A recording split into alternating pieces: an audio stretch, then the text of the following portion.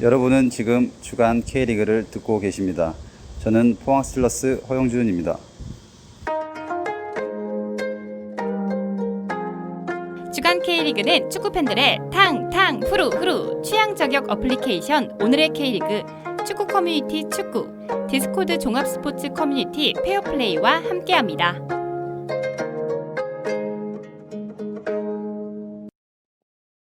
안녕하세요. 연장전으로 돌아왔습니다. 저는 인천팬 김재원입니다. 먼저 주간 K리그 청취자 여러분들께는 굉장히 오랜만에 인사드리는 것 같은데, 사실 본편을 포함하고도 한 2주 정도는 제가 좀 공백이 있으면서 좀 이렇게 오랜만에 연장전으로 좀 인사를 드리게 됐는데요. 오늘 연장전을 또 같이 할 대전팬 대인님과 함께 하도록 하겠습니다. 대인님 인사 부탁드리겠습니다. 안녕하세요. 네, 오랜만입니다. 저희 연장전으로서는 또 대인님과도 오랜만에 만나는 것 같은데, 서로 한번 근황 토크 한번 얘기하면서 오늘 구성 한번 해보도록 하겠습니다. 대인님 최근 어떻게 지내시나요? 최근에는 좀 정신없이 지내는 것 같아요. 아무래도 제가요, 승구에서 부탁할 일이 생겨가지고, 그분 지금 교열 작업을 하고 있거든요. 네. 그래서 지금 시간을 빼내가지고 지금요, 주간 K리그를 하고 있어요. 그러면서 저도 최근에 좀, 지난달에 안양하고 경기를 직관 갔다 왔거든요. 아, 그렇죠. 저희 서로 톡도 나눴었잖아요. 네. 상당히 기분 나빴습니다. 이날 돈 아깝다는 생각이 처음으로 들 정도로. 그때 저랑 카톡으로 그런 얘기 나눴었잖아요. 그래도 어떻게 보면 사실 안양 원정을 좀 계획을 안 가지고 있었다가 갑작스럽게 그렇게 충동적으로 가시게 된 거라고 그때 기억을 하고 있는데. 제가 얘기를 해줄게요. 네네. 그때 정확히 얘기하자면 제가 안양 원정을 가려는 의지는 컸어요. 아, 예. 가려는 의지는 컸는데 제가요, 교회를 갔다 오면 시간대가 애매한 거였어요. 그래서 기차를 일단 한번, 원정버스는 못하니까 기차를 한번 예매를 해보자 하니까 집에 도착하니까 정시에 도착했으면 기차를 못 탔어요. 근데 15분이나 연착이 된 거예요. 아, 네. 그래서 15분이나 연착이 되니까 제가 그래도 한번 갔다 와보자 하면서 제가 그 대전역까지 갔거든요. 네. 다행히도 기차를 탔어요. 타고 안양 경기장까지 갔어요. 음. 그런데 하창래 퇴장으로 인해서 예, 뭐 결과는 아무래도 또 이미 나오던 대로 그렇게 됐으니까 사실 대인님께서는 많이 또 아쉬움과 또 실망을 하지 않았나라는 생각을 한번 해보게 되었습니다. 그렇지만 그때 제가요, 너무 빡쳐가지고 이게 뭐 돈도 아깝고 괜히 간 것 같고 그래가지고 제가 그런 생각도 많이 들고 해가지고 김천전을 안 갔어요. 네, 김천전을 안 갔는데 김천전 승리했잖아요. 네, 그쪽으로 이겼죠. 그렇게 네. 그때가 그때가 저희 서드 유니폼 입었을 때예요.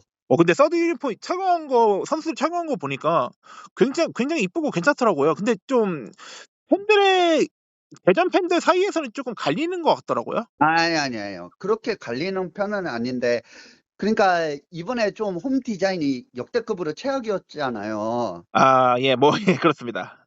그래가지고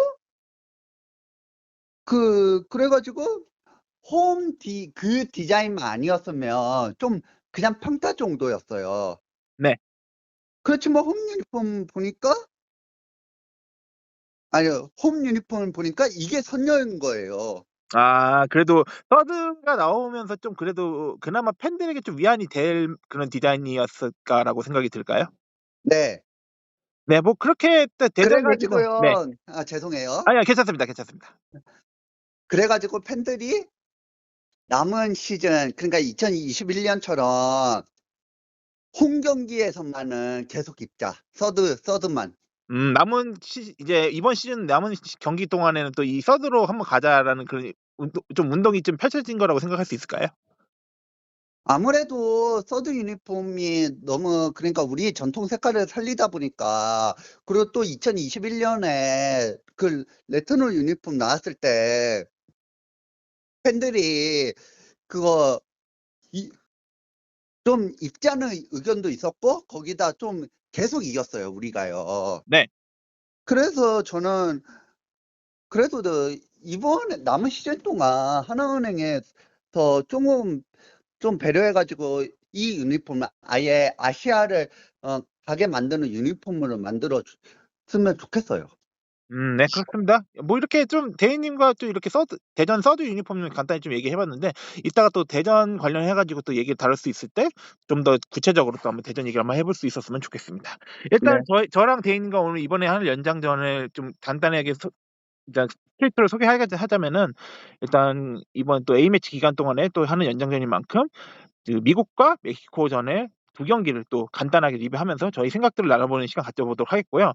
그 관련해가지고 KF 얘기를 좀 더 한번 자세히 한번 얘기할까 생각을 해봤는데 사실 경기 결과로 봤을 때 조금 이 개인과 저랑 생각이 좀 같게 될지 모르겠지만 조금 참아보고 좀 이렇게 지켜보자는 얘기를 좀 저희 둘이 얘기를 나누게 되었는데 그렇게 해서 한번 이 두 경기를 좀 다뤄보게 되었고요.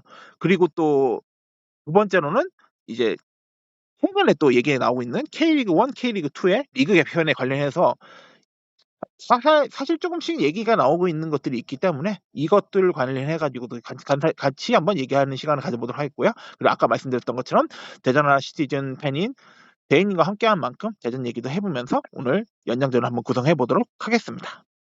네, 이렇게 해서 그러면 저희 연장전 바로 첫 번째 코너로 바로 들어가 보도록 하겠는데요.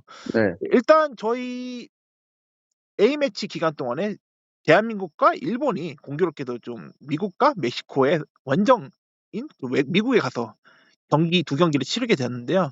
그 과정에서 사실 좀 경기적으로 봤을 때 일단 먼저 미국과 대한민국의 경기 그리고 또 멕시코와 대한민국 경기 이렇게 두 경기를 펼쳐진 만큼 결과도 나온 만큼 같이 얘기해보는 시간을 가져보도록 하겠는데요. 먼저 첫 번째 저희 미국 경기를 먼저 한번 해보도록 하겠는데요. 먼저 미국과 대한민국의 경기 스코어는 2대 0으로 대한민국이 승리를 거두는 이렇게 좀 사실 제가 봤을 땐 좀 예상을 못했던 좀 결과이지 않았나 좀 놀랬습니다, 솔직히. 이것에 대해서 같이 한번 얘기해보도록 하겠는데 대인님 어떻게 생각하시나요? 저는 두 경기를 통틀어서 얘기를 할게요. 아, 예, 좋습니다. 저는 홍명보 감독이 왜 K리그에서 2연패를 했는지 알게 되더라고요. 그동안 우리가 홍명보에 대해서 많은 편견을 가지고 있었잖아요. 첫 번째는 전술에 대한 의문이 있었고, 두 번째는 아무래도 선임 과정에서 좀 정당하지를 못하니까 홍명보에 대해서 우리가 좀 우려가 많았어요. 네. 그리고 또 월드컵 예선 내내 좀 답답한 흐름이 계속되었잖아요. 네. 그래가지고 저희들은 사실 말하자면 홍명보가 앞으로 이제 월드컵을 일단은 본선을 진출했으니까 앞으로 어떻게 될지는 저희들도 많이 우려는 하는 거는 맞아요. 그렇죠. 그렇지만 저는 지난번 동아시안컵 때 3백 실험부터 시작해가지고 이번에도 뭐 조합을 이제는 뭐 동시에 A매치보다 보니까 유로파 위주로 한번 여러 조합을 한번 실험을 해봤어요. 먼저 제가 좀 긍정적으로 봤던 게 왜 3백을 쓰는지 그걸 확실히 보여줬어요. 네. 그래가지고 3백이라는 게 단순하게 수비하기 위한 3백이 아니라 우리나라 풀백 자원들이 뭐 수비력에서는 좀 약간 딸리잖아요. 그걸 좀 네. 네. 네, 좋습니다. 계속 말씀해 주세요. 네, 그러다 보니까 그걸 좀 더 보완하기 위해서 좀 더 풀백을 공격적인 위치로 인백으로 만들고 그리고 또 그 중심에는 예전에 홍명보가 했던 것처럼 김민재를 좀 가운데로 두고 그러니까 여기에서 좀 두 명의 파트너를 스토퍼 정확히 얘기하자면 스토퍼를 그걸 좀 파이터 역할로 만드는 역할이었어요. 한마디로 말하자면 김민재를 위한 3백이라고 보면 돼요. 사실 어떻게 보면 좀 김민재 맞춤형 3백일 수도 있겠다는 생각도 들고 그 라인에서 또 이 수비진으로 나왔던 선수가 김주성과 이현범입니다. 네.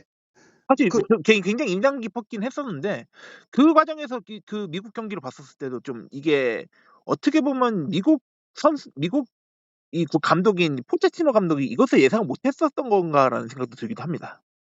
그래가지고 아무래도 지금 월드컵 이제 체제잖아요.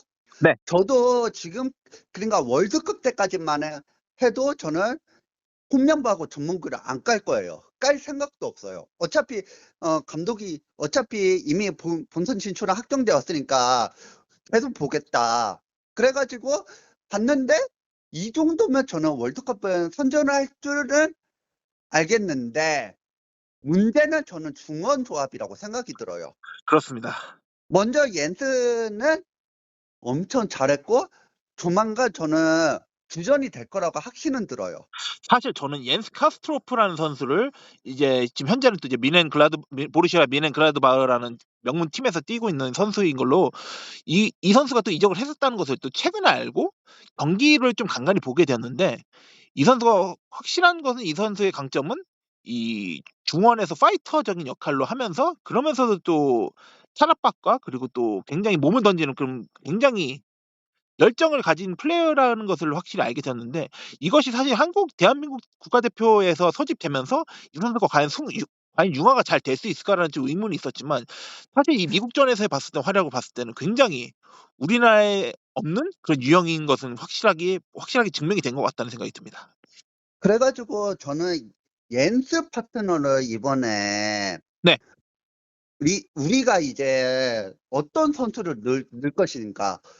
우리가 이제 3백을 쓴다고 가정할 때 우리가 투톱은 세우기에는 좀 무리예요. 그래서 3-4-3을 쓸 건데 그 옌스를 주전으로 가정하고 황인범을 쓸 것인가 아니면 황인범은 이번엔 차출을 못했으니까 아니면 박용훈과 백승훈과 여러 선수들 가지고 조합 실험을 할 거예요.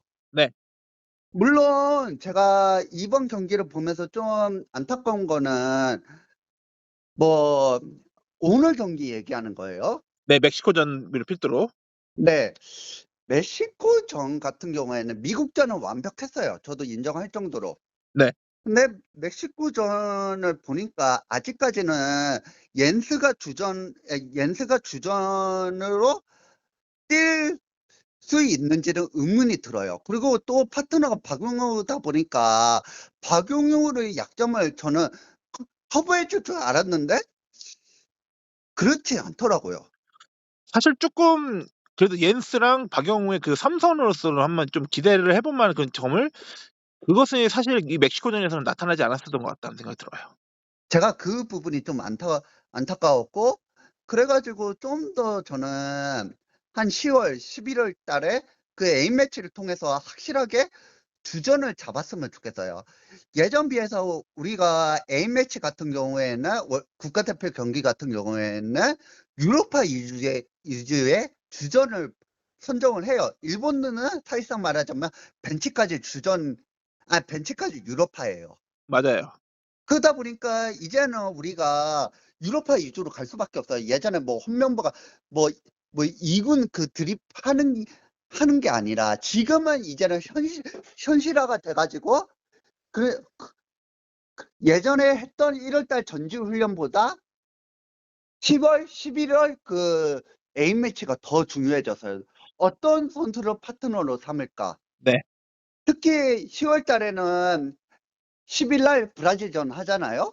그렇죠. 브라질과 이제 그다음에는 또 파라과이까지 또 이렇게 이거 서울 월드컵 경기장에서 그렇게 이 두 경기를 펼치게 됩니다. 파라과이는 이번에 본선 진출했어요. 네.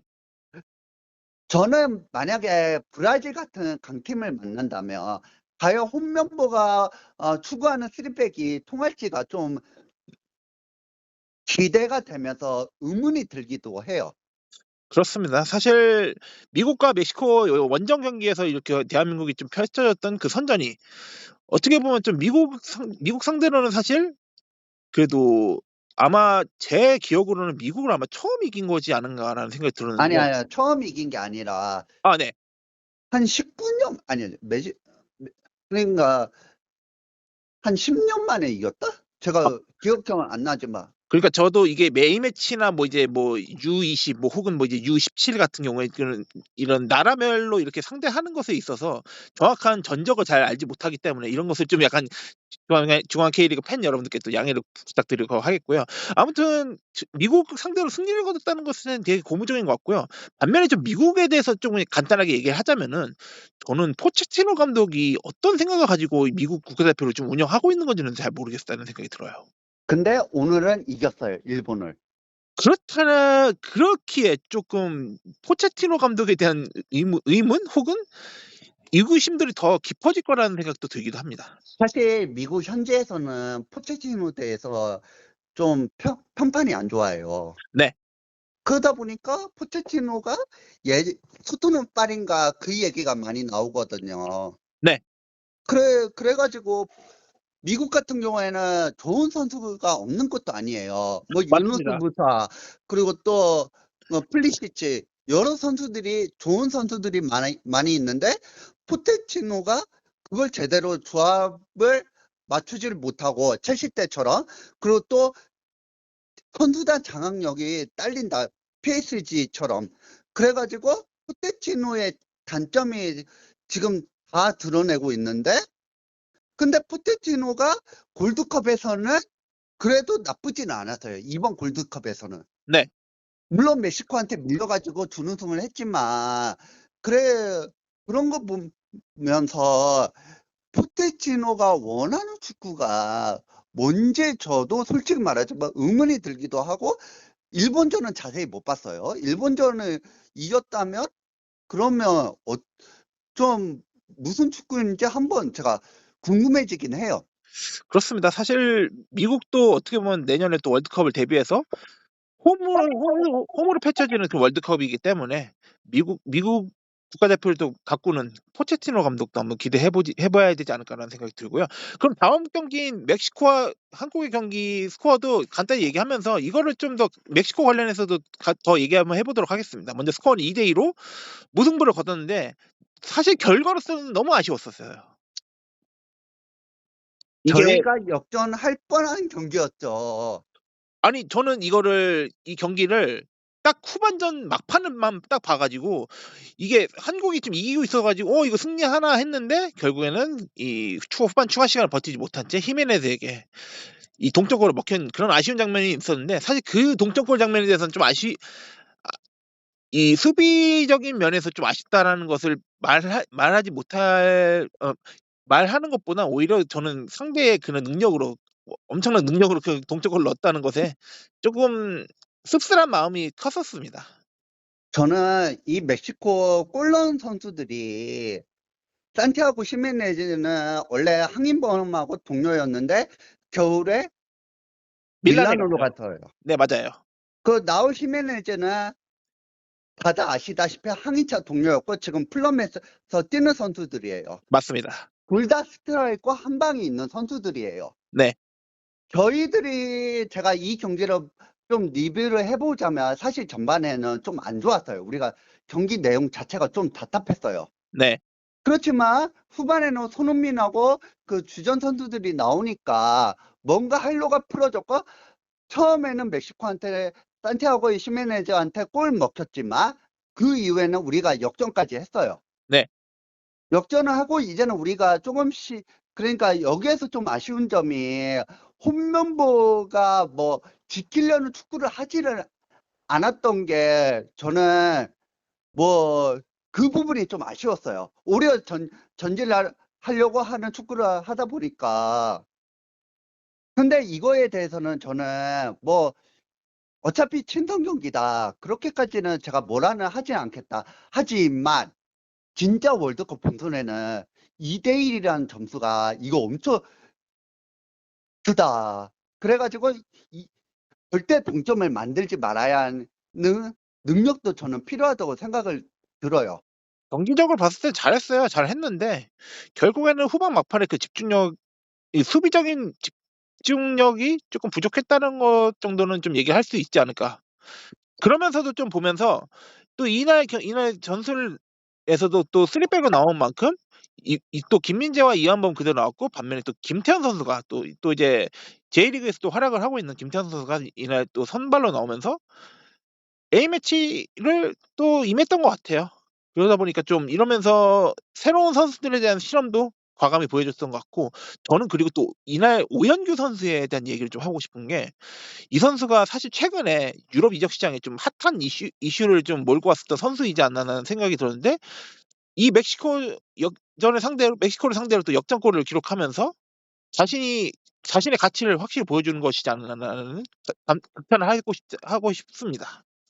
저는 왜 스투트가르트를 못 갔는지 이해가 안 가더라고요. 일단은 저는 그냥 슈바벤 쪽에서 의구심이 컸다고 저는 생각이 들면서, 그러면서 또 이제 매지컬에서의 그런 문제점을 가지고 이적료를 좀 낮추려고 했었던 그런 조금 아니라는 생각이 들었다고 생각이 듭니다.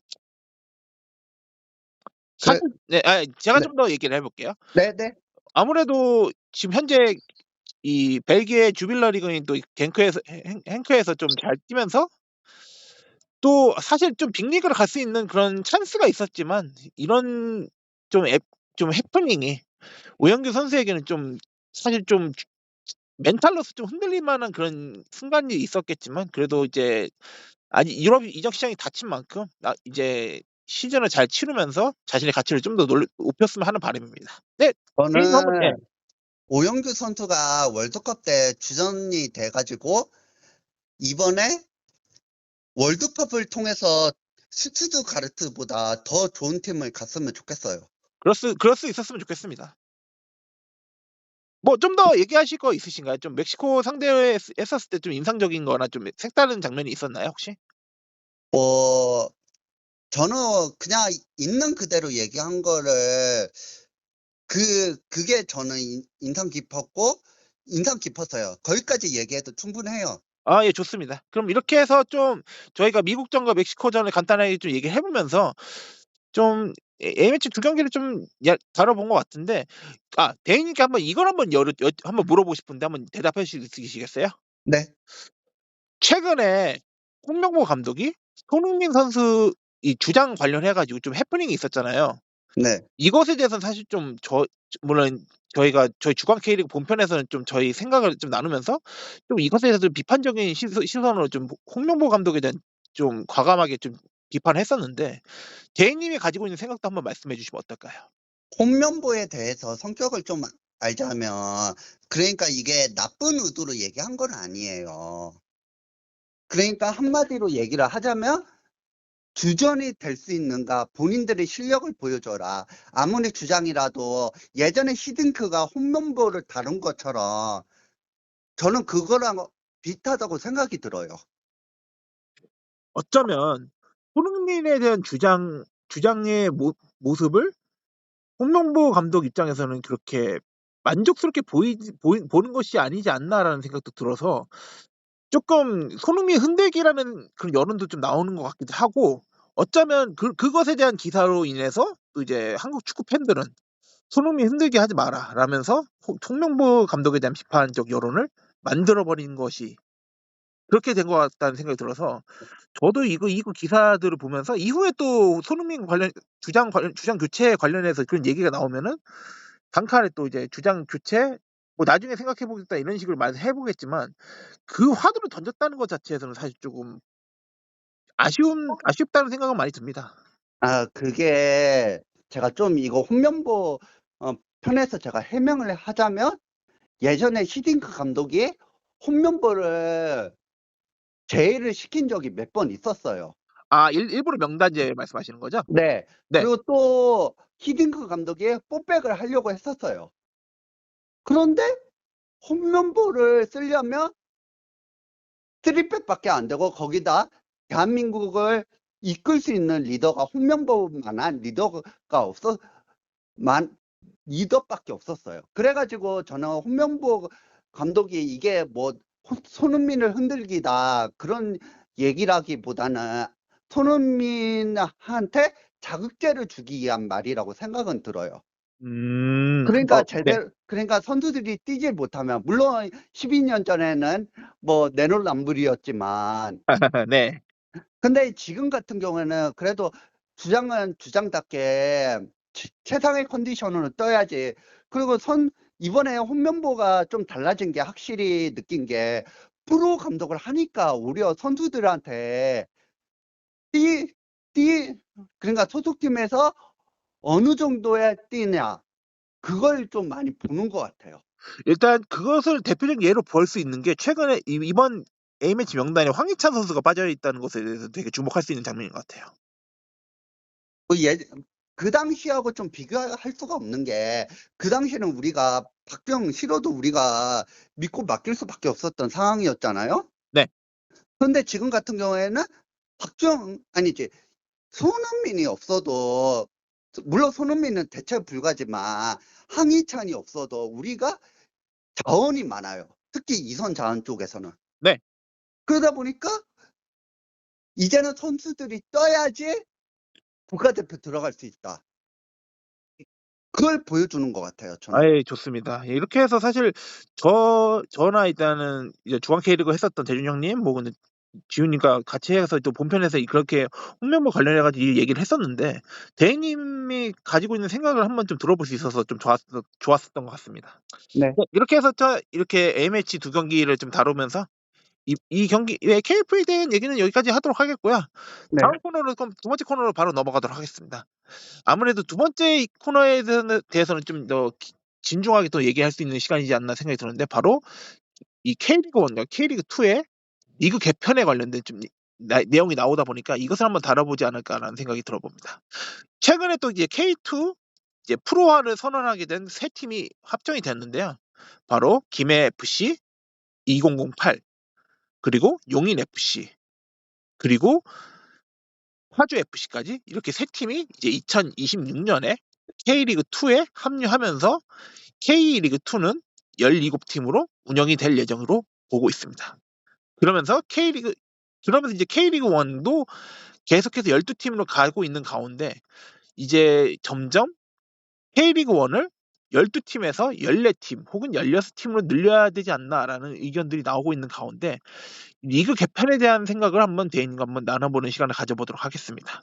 대인님 한번 이 최근에 나온 이 리그 개편에 대해서는 어떤 생각을 가지고 계신가요? 저는 제가 말했잖아요.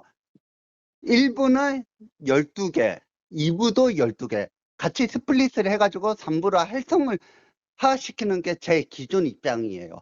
거기에서 저는 달라지진 않아요. 네. 그렇지만 만약에 저는 리그를 팀 수를 확장을 시킨다면 14개 팀은 저는 괜찮다고 생각이 들어요. 14개 팀으로 예. 네. 그러니까 이번에 현재 K리그 팀이 지금 26개 팀이잖아요. 네. 그렇지만 이 3개 팀이 합류하면 29개 팀이 돼요. 네. 그러면 K1은 14팀이 그냥 2팀이 늘어나면 14팀. K2도 15개로 한 팀이 더 늘어나는 거예요. 네.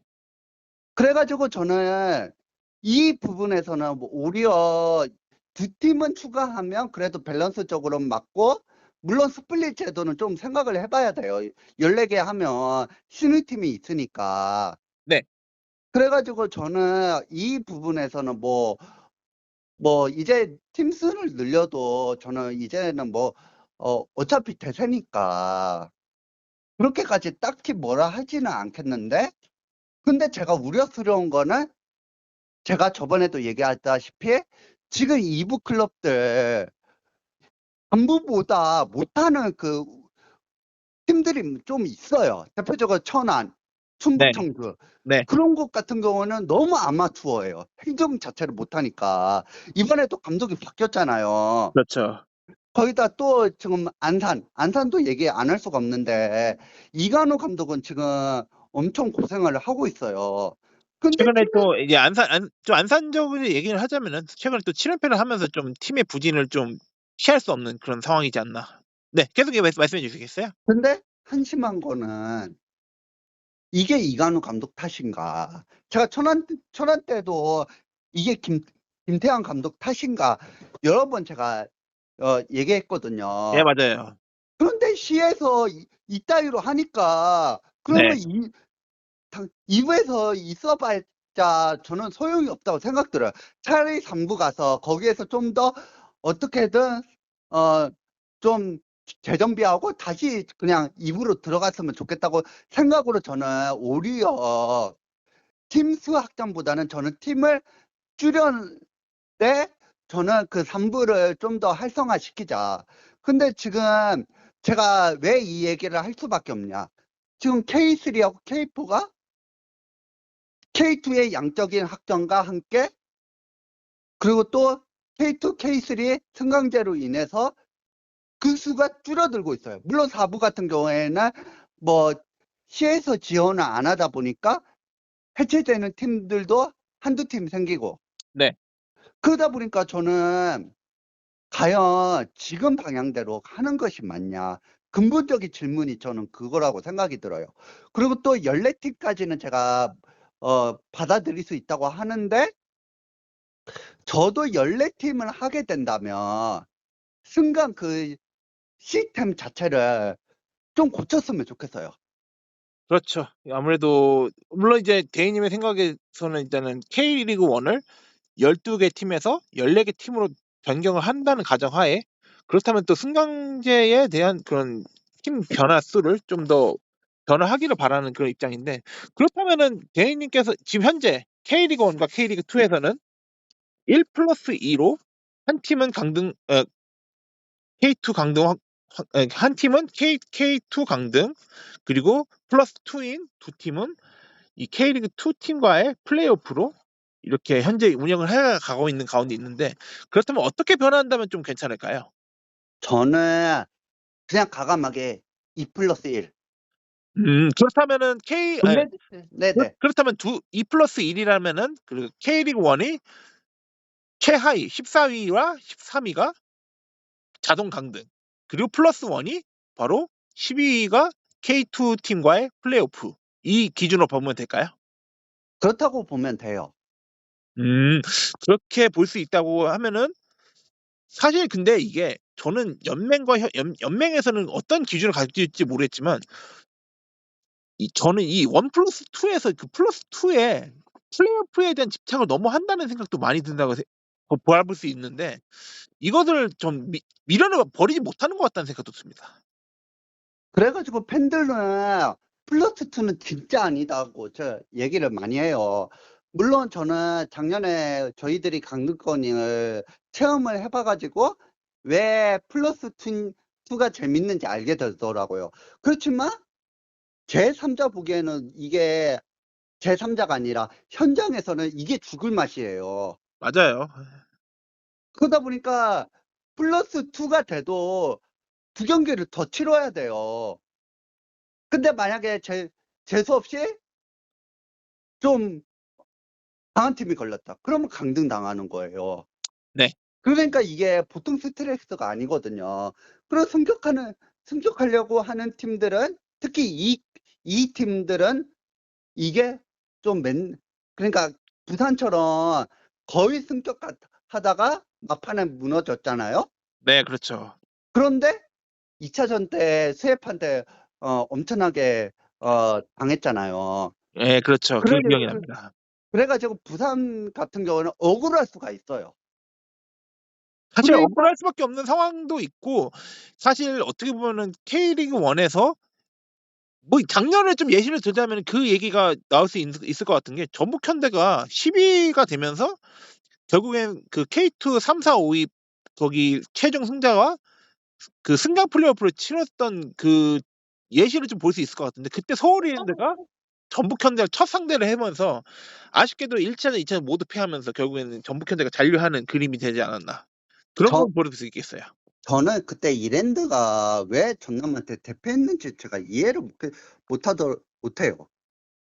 아니, 이 일을 했으면 그 대구를 만났을 텐데, 물론 어떻게 될지는 모르겠지만, 대구였으면 저는 분명히 이랜드는 승격할 수 있겠다 생각이 들었어요. 네. 거기다 좀 충남 마산 같은 경우에는 1차전 때 대구를 가지고 놀았잖아요. 물론 세징야가 막판에 2골 넣어서 좀 한 점 차로 끝났지만 네. 저는 이거 보면서 좀 승강 플레이오프가 좀 순기능을 하는 것도 있고 역기능을 하는 것이 있다고 생각이 들어요. 대표적으로 저는 대구를 뽑아요. 대구가 작년에 그래도 연장 끝에 간신히 살아남았어요. 네. 그런데 올해는 이보다 더 답이 없는 거예요. 아무것도 못했죠, 결국엔. 네, 아니 얼마 전에 4승을 했다고 했잖아요. 네. 지금 다른 팀들은 30점 이상이에요. 저희는 그렇죠. 45점이고 보통 이게 저희 대전 팬들도 한 10년 전 생각이 들긴 하지만 그렇다면 저는 이 승가 플레이오프를 거치면서 살아나는 팀들은 미래에 대해서 한번 고민을 해봐야 돼요. 사실 지금 기준에서 갔을 때도 사실 여러 팬들이 불만을 가질 수밖에 없는 상황은 피할 수 없을 것 같아요. 그래서 대구 팬들도 이런 말을 해요. 자조적으로. 차라리 그때 강등을 당했으면. 차라리 무슨 말 충남 아산이 그냥 승격을 하고 만약에 그래도 그렇겠죠. 아무래도 이게 지금 상황이 올 거라고 생각을 못 했잖아요. 사실 그때 제가 인천 팬인 만큼 그 인천 팬 입장에서는 좀 약간 그 당시의 상황을 좀 회고를 해보자면은 인천은 그래도 그 당시에 작년 시즌에 최하위로 강등이 확정되면서 K2에 대한 두려움도 있었겠지만 차라리 빨리 강등이 확정되면서 다음 시즌에 대한 준비를 그냥 확실하게 해버리면서 빨리 올라가야겠다는 마음을 오히려 가지게 됐었던 것 같다는 생각이 들어요. 제 입장에서는 그런 생각이 들었고, 물론 이제 다른 인천 팬들의 기준에서 어떤 생각이 들었을지 모르겠지만, 저는 그런 생각을 확실히 했었던 것 같아요. 그 경기, 아무래도 대전 얘기를 하지 않을 수 없겠지만, 대전 경기에서 대전이 그 원정에서 승리를 하면서, 그와 동시에 인천은 강등 확정이라는 아주 뼈아픈 그런 상황을 맞이하게 됐던 거라고 볼 수 있겠는데, 그 장면에서 사실 그 당시 승희 홈 경기장에서는 분위기가 오묘했었던 상황이라고 전 기억을 하는데, 그래도 눈물 흘리면서 박수 치는 팬들도 있었던 것도 있고, 또한 너무나 슬퍼하면서 굉장히 통곡을 했었던 그런 팬들도 있었던 그런 장면이 있으면서 그 강등 확정을 K2 강등 확정을 받아들였었던 그런 인천 팬의 회고를 잠깐 한번 나눠보게 되었습니다. 저는 인천을 보면서 제가 느끼는 게 얘들은 빨리 승격하는 법을 미리 알고 있었네라고 제가 생각이 들어요. 저기요, 근데 참고로 지금 아직 인천 승격 확정된 거 아니에요. 아직 네, 그거는 K2는 지금 진행 중이고 뭐 그렇습니다. 예, 일단 잠깐 얘기해 본 겁니다. 예, 계속 말씀해 네. 주세요. 그게 제가 왜 느끼냐면 오히려 그 전해에 강등된 수원 삼성이 되었으니까 그러다 보니까 뭐 무구사나 그런 선수들이 저희들은 뭐 넌할 줄 알았어요. 그냥 한마디로 얘기하자면 뭐 다른 팀으로 갈 거라고 생각이 들었어요. 네. 근데 무구사하고 제루스도 남고 거기다 바로까지 영입을 하니까 인천이 그냥 K2에서는 그냥 씹어 먹을 정도로 돼버린 거예요. 거기다 감독이 윤정환이면 말 다 했죠.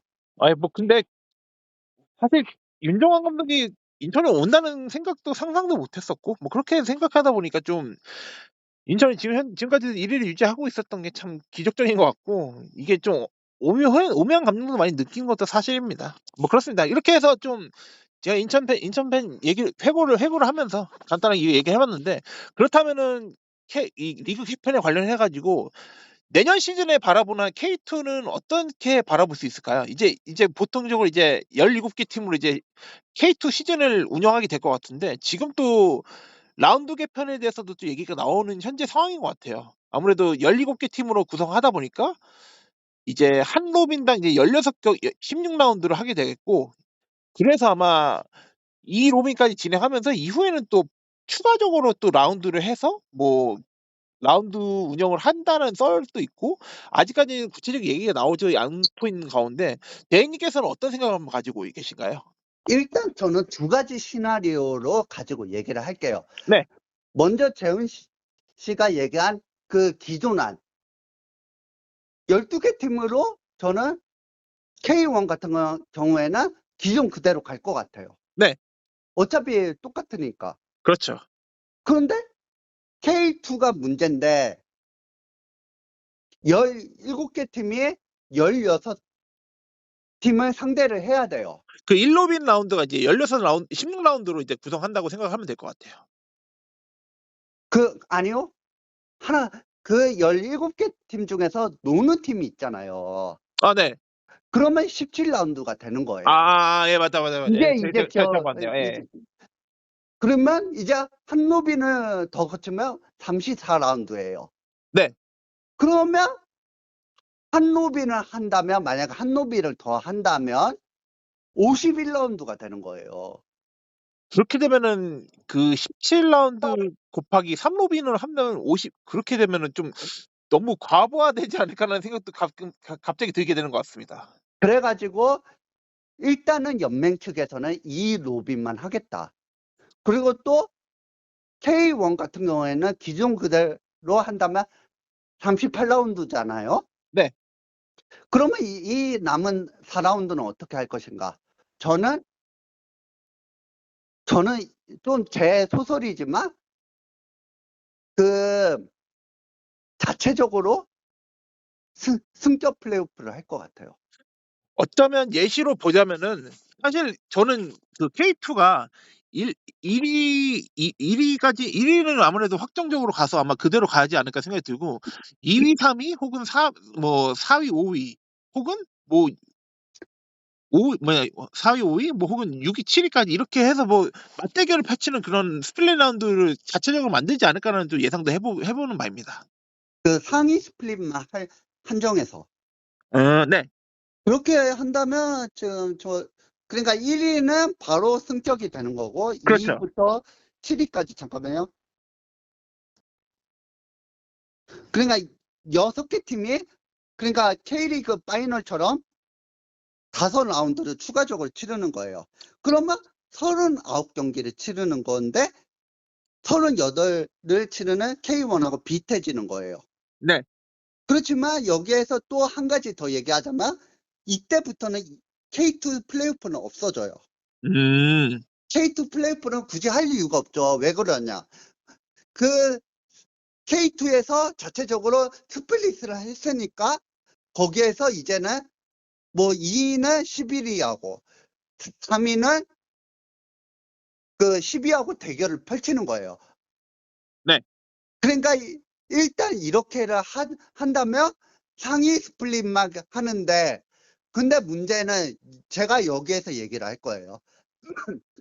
무슨 문제가 또 생기냐면 그렇다면 그 남은 팀들은 어떻게 하냐.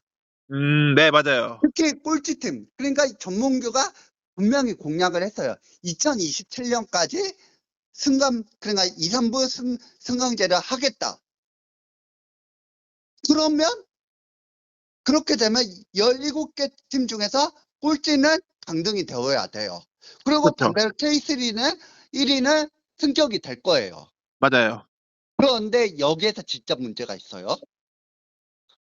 지금 K3에 있는 웬만한 팀들은 K2에 지금 신청하고 들어가려고 해요. 네. 근데 남아있는 팀들은 과연 K2에 들어가려고 할 의지가 있느냐. 예를 들면은 경주 한수원이라든가 대전 코레일. 과연 그들이 프로화를 해서 운영을 할 것인가라는 의문도 들 것 같기도 해요. 물론 프로농구하고 프로배구 같은 경우에는 공기업이 프로팀을 만들 수가 있어요. 네. 저희 사실 말하자면 예전에 고향 KB 아시죠? 예, 기억하죠. 예. 그때 승격할 뻔했잖아요. 근데 승격 거부가 됐죠, 결국에는. 왜 그때 거부가 됐냐면 은행법 때문에 그게 걸려가지고 못 간 거예요. 그렇죠. 그래서 대전이 하나시티즌이 재창단이 하게 된 거는 은행에서 직접 운영하는 것이 아니라 따로 이사회를 만든 거예요. 재단을. 네.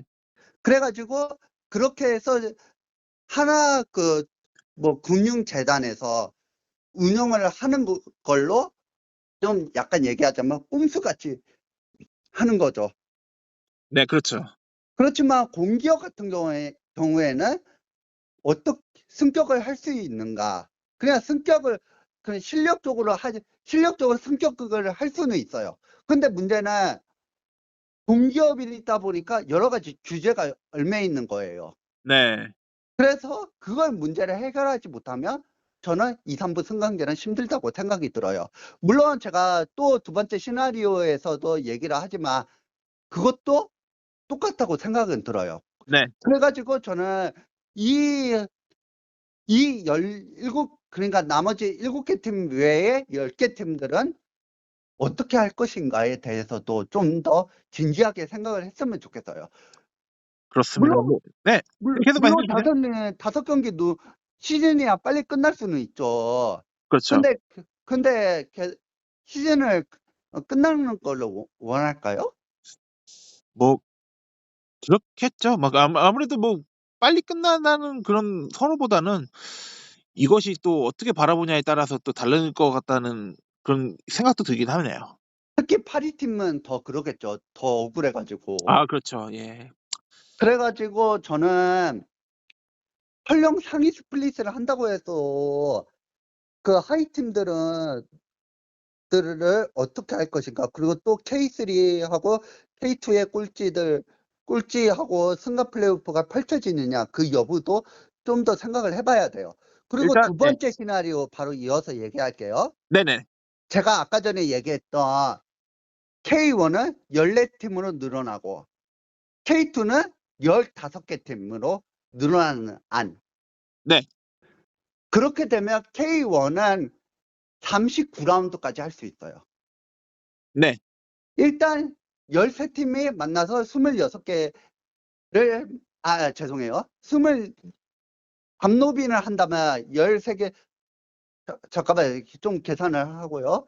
그러니까 14팀이 K1 14팀을 구성할 때 13라운드로 해서 한 로빈이 운영이 되고 그렇게 해서 곱하기 3을 한다면은 39라운드가 되죠. 그렇게 할지도 모르고 아니면 스플릿 제도를 유지한다는 전제하에 네네네. 26라운드까지는 하되 그러면 이제 7개 팀이 되잖아요. 네. 7개 팀에 6번을 치러야 돼요. 맞아요. 근데 6번을 치르면 근데 한 팀은 쉬어요. 그러니까 여기서 26 플러스 7이 하면 33이 되는 거예요. 그렇죠. 그렇지만 또 그러니까 한 번 더 해야 돼요. 로빈을. 네, 맞아요. 예. 그렇게 되면 30이 아니지. 40라운드가 되는 거예요. 2013년 때 실제로 그런 적이 있었잖아요. 저 2014년 때는 그랬었는 건 저 처음 들어봤습니다. 이거 딱 한 번 했어요. 아, 그때 그래요? 예. 14팀 때. 그래가지고 연맹에서는 어떻게든 흥미를 주려고 그 스플릿 제도로 계속 그걸 하려고 하는 거예요. 네. 그래가지고 저는 개인적인 생각을 얘기할게요. 그냥 숫자를 그냥 어거지로 맞추는 것보다 차라리 상수를 그냥 6개 팀으로 하고 하스를 8개 팀으로 하자. 그렇게 되면 상위 파이널 A 그룹이 6팀 그대로 가고 그리고 아까 그 데이님 아까 14팀으로 K1을 운영한다는 가정하에 그렇다면 하이 파이널 B팀이 8개 팀으로 해서 그 안에서 이제 강등권 팀이 나오느냐 그런 걸로 바라볼 수 있겠죠? 그게 덴마크나 그리스 쪽에서 전 시행된다고 제가 알고 있거든요. 네. 그래가지고 상수는 그래도 아시아 챔피언스 리그 그 뭐 6위만 그러니까 6위 정도까지는 그래도 이제 아시아 경쟁권을 주는 거예요. 근데 문제는 저는 여기에서 좀 걱정이 되는데 그럼 7위 이하 팀들은 만약에 강등이 확정되지 않는 그러니까 만약에 강등권이 치열하면 7위도 안심을 못하지만 그런데 상승 경쟁이 너무 치열한 끝에 아깝게 떨어진 팀들은 동기부여가 없을 거예요. 네. 그게 대표적으로 언제냐? 재작년 서울이었어요. 네. 기억나는 것 같습니다. 예. 그래가지고 그것도 딜레마가 될 수가 있어요. 그리고 참고로 얘기를 하자면 26번 경기를 치른다고 가정하에 그 6개 팀은 5번을 하는데 그러면 모자라요. 그러면 한 번 더 치를 거예요. 근데 8팀 같은 경우엔 나머지 8팀은 7경기 그냥 그 정도로만 해도 충분해요. 뭔가 좀 14개 팀, 만약 K1을 14개로 운영한다는 해도 변수라는 게 또 작용할 것 같아요. 그러니까 그래서 연맹에서는 16개 팀이 운영하는 것이 이상적이다. 그런 이유가 있는 거예요. 제가 제 기조를 그거를 계속해서 가지고 가는 중인데, 물론 이제 앞전에 이제 본편에서는 또 대준형님께서는 그대로 그냥 16개 팀으로 로빈 라운드를 운영하는 걸 좀 그렇게 별로 원치 않은 그런 의견을 가지고 계셨었는데, 저는 그래도 제 입장에서는 한번 제 생각을 한번 네, 말해보자면은, 얘기하세요. 저는 그래도 16팀을 가는 게 저는 더 원하는 그림인 것 같습니다. 왜냐면은 일단은 16개 팀으로 운영한다면은 그래도 이 한 로빈을 이제 15개 15라운드로 치러서 그거를 홈 원정해서 그 15 곱하기 2 해서 30라운드를 일단 치르게 되고, 이후에 뭐 8개 팀 해서 파이널 A, 파이널 B 팀 이렇게 나눠서 그 안에서 자체로 또 스플릿 라운드를 치른다고 한다면은 총 7개 라운드가 더 추가돼서 총 그래서 37라운드를 치르게 되는 그 상황까지 가는 것 같아요. 그래서 저는 이렇게 가는 게 어떨까라는 제 의견을 한번 내포를 해보게 됩니다. 저는 이렇게 가면 오히려 K2도 그렇고 K3도 다 죽을 수가 있어요. 제가 왜 제가 왜 계속 12개 팀 유지해라 그런 이유가 괜히 나온 게 아니었어요. 지금 이 3, 4부가 지금 뿌리를 내리지 못하는 상황인데 계속 계속 1부만 늘린다고 해서 사람들이 오냐? 저는 온다고 생각이 안 들어요. 사실 이거는 좀 앞으로도 좀 더 길게 얘기할 내용이지 않을까 생각이 들고, 실제로 이제 9월 말 정도에 이거 리그 개편 관련해가지고 공청회를 연다고 하니까 아마 그 진행도 아마 서호정 기자님께서 또 한다고 하니까 그것을 한번 지켜봐야 되지 않을까라는 생각이 듭니다. 저는 일단은 14개 플러스 14개, 15 그 체제로 갈 것 같아요. K1 14개 팀, 그리고 K2 15개 팀. 일단 개인님께서는 이 기조를 가져간다고 하시니까, 물론 아니, 물론 저는 12개, 12개로 저는 그 기조로 가는 편이지만, 예, 맞아요. 제가 잘못 지금 얘기했네요. 상황에서는 네. 14개, 15개로 갈 것 같다. 제 생각이에요. 그러니까 저도 물론 대인님의 의견에 들어보니까 K1 14개 팀을 간다는 것도 나쁘진 않은 것 같은데, 사실 14개 팀으로 어떻게 시즌을 운영하나라는 저는 그 의문이 좀 들어서, 물론 제가 그때 아까 대인님이 말씀하셨던 그 2013년 시즌에 그렇게 했다고 하니까 그거를 제가 바라보지 못했었던 것이 저는 좀 공감을 못 했던 것 같아요. 저는 사실. 근데요, 이거는 좀 12개 팀을 나누기 위해서, 그러니까 K1을 12개 팀으로 정착시키기 위해서 잠깐 임시 반편으로 한 것이고, 예. 지금 같은 경우에는 14개로 확장을 시킬 것인가, 그 여부죠. 예, 그렇습니다. 예, 그렇게 해서. 그러면 이제 여기에서 또 얘기할 것이 있죠. 자연스럽게. 네, 말씀해 주세요. 그러면 이제 K2에서는 두 팀을 무조건 승격시켜야 돼요. 그렇죠. 그러면 1, 2가 승격이 되겠죠. 뭐 현재 순위로 기준으로 따지면 인천, 수원이 될 가능성은 있지만 수원은 요즘 위험합니다. 뭐 일단은 시간이 있을 때 뭐 대전 관련 얘기하면서 혹시라도 시간 있을 때 잠깐 얘기하게 되지 않을까 생각이 모르겠는데, 뭐 일단 이때 계속 말씀해 주세요. 그러니까 이게 2팀하고 그리고 3위 팀까지는 저는 다이렉트 승격할 것 같아요. 왜냐?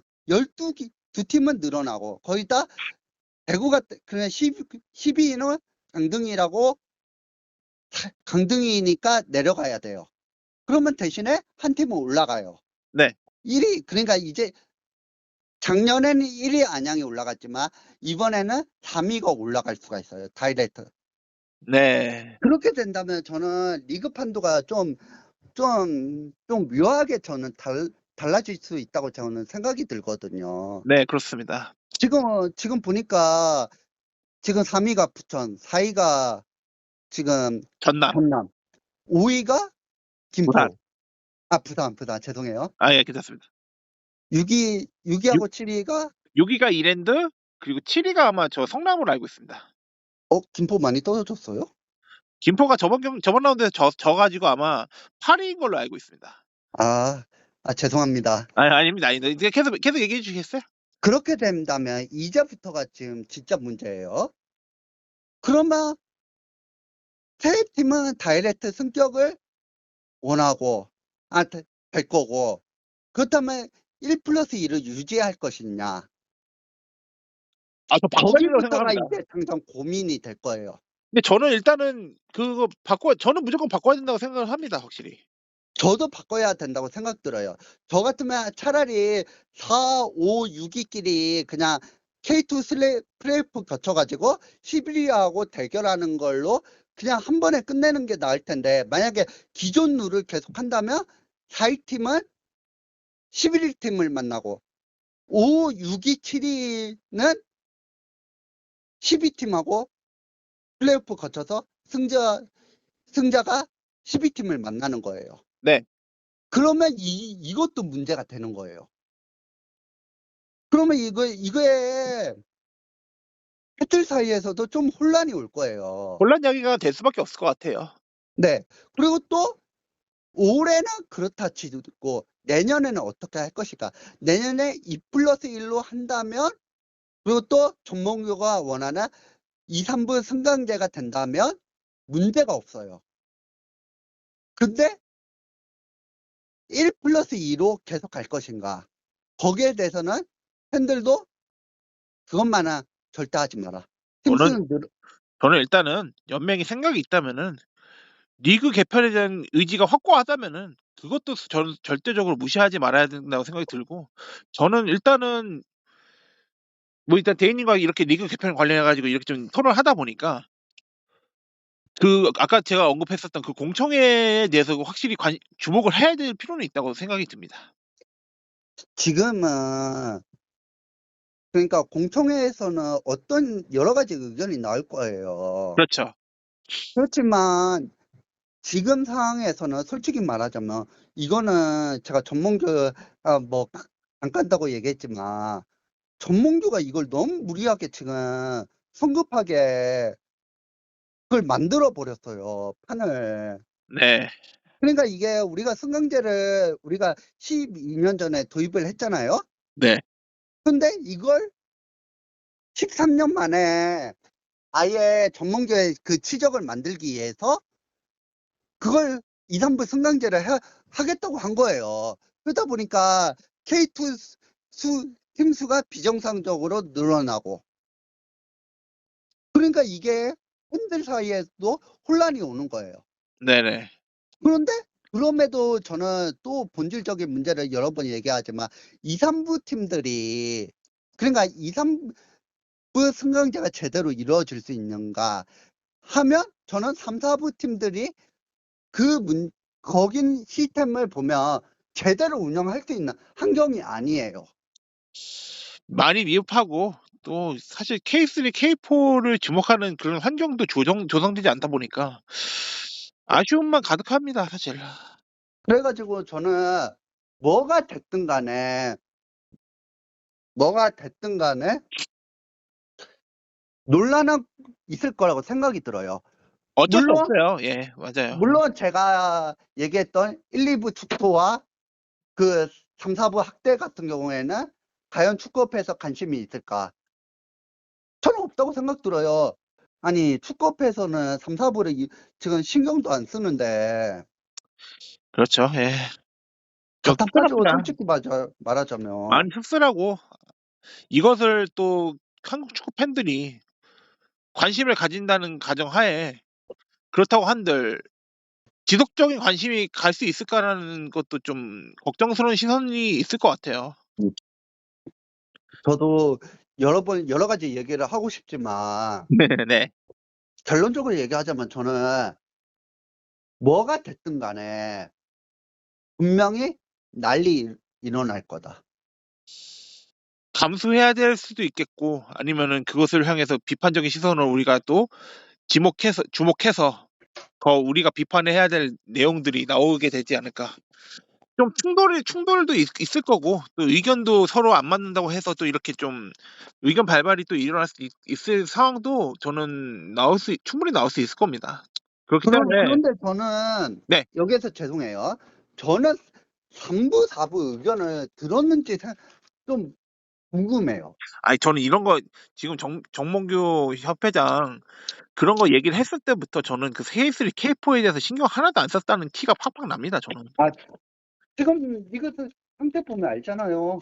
아니, K3, K4를 그걸 승강제를 도입한다고 한다면은 적어도 K3, K4에 대한 관심을 가지고부터 그런 의견을 내포한다면 제가 뭐 지지를 하든 간에 뭐 응원을 하겠다라는 얘기를 하겠지만, K3, K4에 대한 얘기를 하나도 듣지 않고 그런 식으로 가져간다면은 그냥 자기 업적만 쌓으려고 하는 그런 무리수 던진 거밖에 더 그렇게밖에 안 보여요, 사실. 그렇기 때문에 좀 저는 절대로 그 양반이 그렇게까지 했을 거라는 생각은 절대 안 듭니다.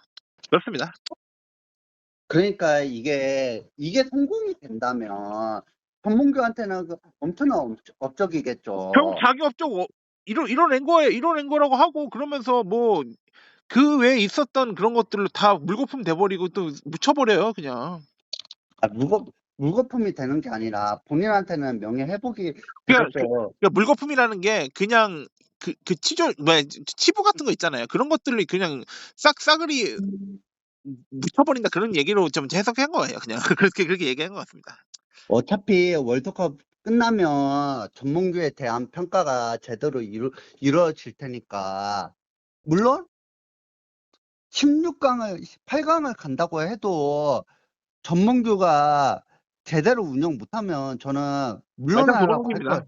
말짱 도루묵일 거고, 그것에 대해서 비판이 안 나오는 게 비정상일 것이고, 무조건적으로 이제 행정 업무에 대해서 과연 그런 볼멘 소리가 나온다면은, 뭐 대인님도 그렇고 뭐 중앙 K를 듣는 팬 여러분들도 그렇겠지만, 정몽규 협회장에 대한 비판적 여론 절대적으로 크게 일어날 거라고 저는 예상해 봅니다. 그러니까 이번 월드컵이 좀 중요해진 것 같아요. 그런데 저는 사실 말하자면 전문교하고 홈런부들을 생각하면 우리나라 월드컵을 별 기대를 안 하는데 손흥민이 이번에 LA를 갔잖아요. 네. 월드컵에 자기는 월드컵을 위해서만 미국을 갔다고. 그러다 보니까 저도 좀 이게 혼란스러운 거예요. 전문교 홈런볼을 생각하니, 진짜 월드컵 진짜 진짜 뭐 부진했으면 좋겠다 생각은 들겠지만, 막상 손흥민 선수가 LA 간 거 보면서 진짜 우리나라 성적 좋아졌으면 좋겠다. 네, 그렇습니다. 뭐 사실 더 얘기하고 싶은 건 많고, 또 푸념을 늘어놓고 싶은 심정은 많지만 저희 여기까지 하고 다음 코너로 바로 넘어가시죠. 일단은 뭐 네네. 어차피 월드컵 때까지는 그냥 응원만 하려고요. 전문교 뭐 물러나는 소리보다는 그냥 그 이후에는 그 이유를 보고. 네, 그렇습니다. 그렇게 해서 일단은 저희는 내년에 있을 월드컵에 대한민국 대표팀이 정말로 잘했으면 하는 바람이고, 홍명보 감독이나 정몽규 협회장의 부정적 여론이 나온다면은 절대적으로 한국 축구 팬들은 가만히 있지 않을 거라고 생각이 듭니다. 이렇게 그래서 정리하시고, 네, 네, 그래가지고 아무리 싫어도 이제는 우리가 믿고 맡겨야 돼요. 솔직히 말하자면. 맞아요. 그러니까 뭐 2026년에 잘했다고 해도 2027년에는 제일 우리한테 중요한 아시안컵이 있어요. 네. 아시안컵 때도 못하면 이때는 그냥 말 안 해도 알죠? 전 사실 지금 아까 지금 대인님이 또 2027년 아시안컵을 얘기했었잖아요. 사실 저는 예상을 못했어요 이거를. 아 맞다. 생각해보니까 아시안컵이 있었구나라고 해서 지금 순간적으로 딱 그게 떠오른 것 같아요. 아 그러네요 생각해보니까. 그러니까 지금 홍명보가 계약 기간이 아시안컵까지예요. 잘, 그래가지고 네. 홍명보가 이번 아시안컵에서 잘한다면 아시안컵에서 잘한다. 그러니까 월드컵에서 잘하고 아시안컵 잘한다면 어차피 선임 과정은 다 필요 없고 그냥 끝까지 믿고 맡기는 게 맞는데 만약에 이게 손흥민의 진짜 이제 라트니까 만약에 이걸 말아먹었다? 그러면 그때는 전문가 손명보 뭐가 없죠. 그 죗값을 치러야죠. 손흥민의 마지막 국가대표 그걸 말아먹었다는 죄로. 아 제발 그러지 않았으면 하는 바람입니다 진짜. 아좀 그거를 좀 저희가 부정적으로 좀 생각한 것이 아닌가라는 생각도 들겠지만 불안불안한 거는 어쩔 수 없는 것 같습니다. 그렇습니다. 팬들도 그래요. 전문가 홍범프 때문에 기대가 안 된다.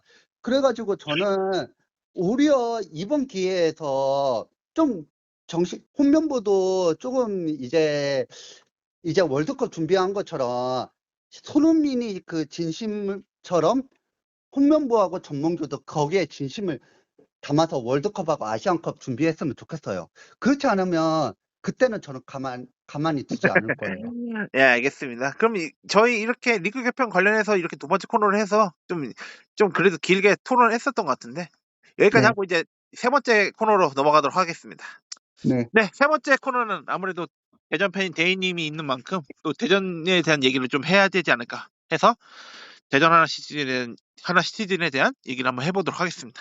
최근 또 이제 아까 또 대인님이 안양 원정 가가지고 너무나 실망한 가운데 그 다음 경기인 대전 홈인 김천전을 걸었다고 했는데 극적으로 추가 시간에 안톤의 역전골로 대전이 홈 승리를 이어갔었던 상황에서 그러면서 이제 A매치를 돌입하게 되는데 현재 지금 또 대전 하나 시티즈는 강원도 정선에서 좀 전지훈련을 하고 진행 중인 걸로 알고 아니요. 있는데 끝났어요.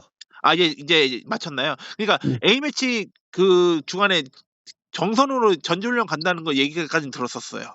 네. 그랬는데 대인님께서 지금 현재 심정은 어떠신가 한번 소감을 한번 들어보고 싶습니다. 제가 만약에 안양전 끝나고 나서 얘기를 했었으면 네. 저 흥세한테 한 소리를 했을 거예요. 네. 근데 김천전 이기니까 그때 항세가 경기 끝나고 나서 인터뷰를 했거든요. 그러니까 그러니까 선수를 영입을 한다고 해서 자기 전술을 주입하는 데는 시간이 걸린다. 물론 대전 같은 경우에는 시즌 도중에 부상자도 많았잖아요. 특히 밥신 시즌 아웃. 이게 저희들한테는 엄청난 타격이었죠. 그때부터 너무 커요. 경기력이 귀신같이 떨어지고 네. 계속 무승부만 나오고 거기다 또 여름이 되니까 주민규가 퍼지기 시작하고 다행히도 6학년이 왔긴 했는데 6학년이 없을 때는 경기력이 떨어지는데 근데 6학년이 올 때부터는 그러니까 6학년 마사가 선발 때부터는 경기력이 확 올라가요. 네. 그러다 보니까 김천전에는 확실하게 어떻게 항세가 축구를 할 것인지 저는 그래도 밥신 없이 축구하는 법을 조금씩 알게 되더라고요. 그래도 그 밥신 선수의 공백은 너무가 컸다는 건 생각은 확실히 든 것 같아요. 네, 저도 그렇게 생각이 들고 그리고 또 제가 이 얘기는 안 할 수가 없는 게 배틀 11을 너무 고민이 많은 것 같아요. 그러니까 전술 고민도 있지만 배틀 11 어떻게 할 것인가 거기 그날 경기 때마다 다 달라요. 저는 이제 물론 제가 대전 팬은 아니지만 이 대전 이제 3자 팬으로서 탑 팬으로서 바라보는 대전 하나 시즌에 스쿼드 관련해가지고 좀 얘기를 하고 싶은 게 저는 황선홍 감독의 그런 선수 소유에 대한 좀 욕심이 너무 큰 것 같다는 생각이 들고 물론 이게 화려한 스쿼드에 있어서 정말 실력으로 좋은 선수들이 여러 선수 있는 거는 정말 행복한 고민일 수 있겠지만 저는 그 안에서도 경쟁시키는 것이 오히려 좀 독이 될 수도 있겠다는 생각도 들기도 해요. 아, 그 얘기가 나왔길래 구택이 얼마 전에 인터뷰를 했거든요. 사실 그걸 염두해가지고 좀 멘트를 한 거예요. 네. 구택이 자기는 언해피하다. 그러니까 자기는 뛸 준비가 됐는데 감독이 계속 자기를 기용을 안 해준다. 근데 대전 팬들도 그런 생각이 들긴 해요. 하다 못해서 구택이라도 한번 기용해봐라. 계속 왜 주민규만 고집하냐. 물론 지금 같은 경우에는 6학년이 지금 주전이니까 이제 어느 정도로 해결이 됐어요. 근데 주민규는 나이가 있고 거기다 또 지금 구택이 그래 대전에서는 그렇게 잘 하지는 못했지만 지금쯤이면 오히려 저는 구택이 필요한 시점이라고 생각이 들어요.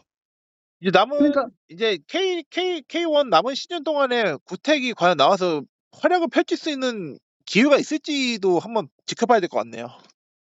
그러니까 지금은 선수가 많을수록 많이 활용을 해야 돼요. 그렇습니다. 그리고 또 제가요 이번에 좀 고무적으로 봤던 게 김초전에는 선제골은 먹혔지만 그래도 수비의 집중력이 많이 올라갔다는 거. 네.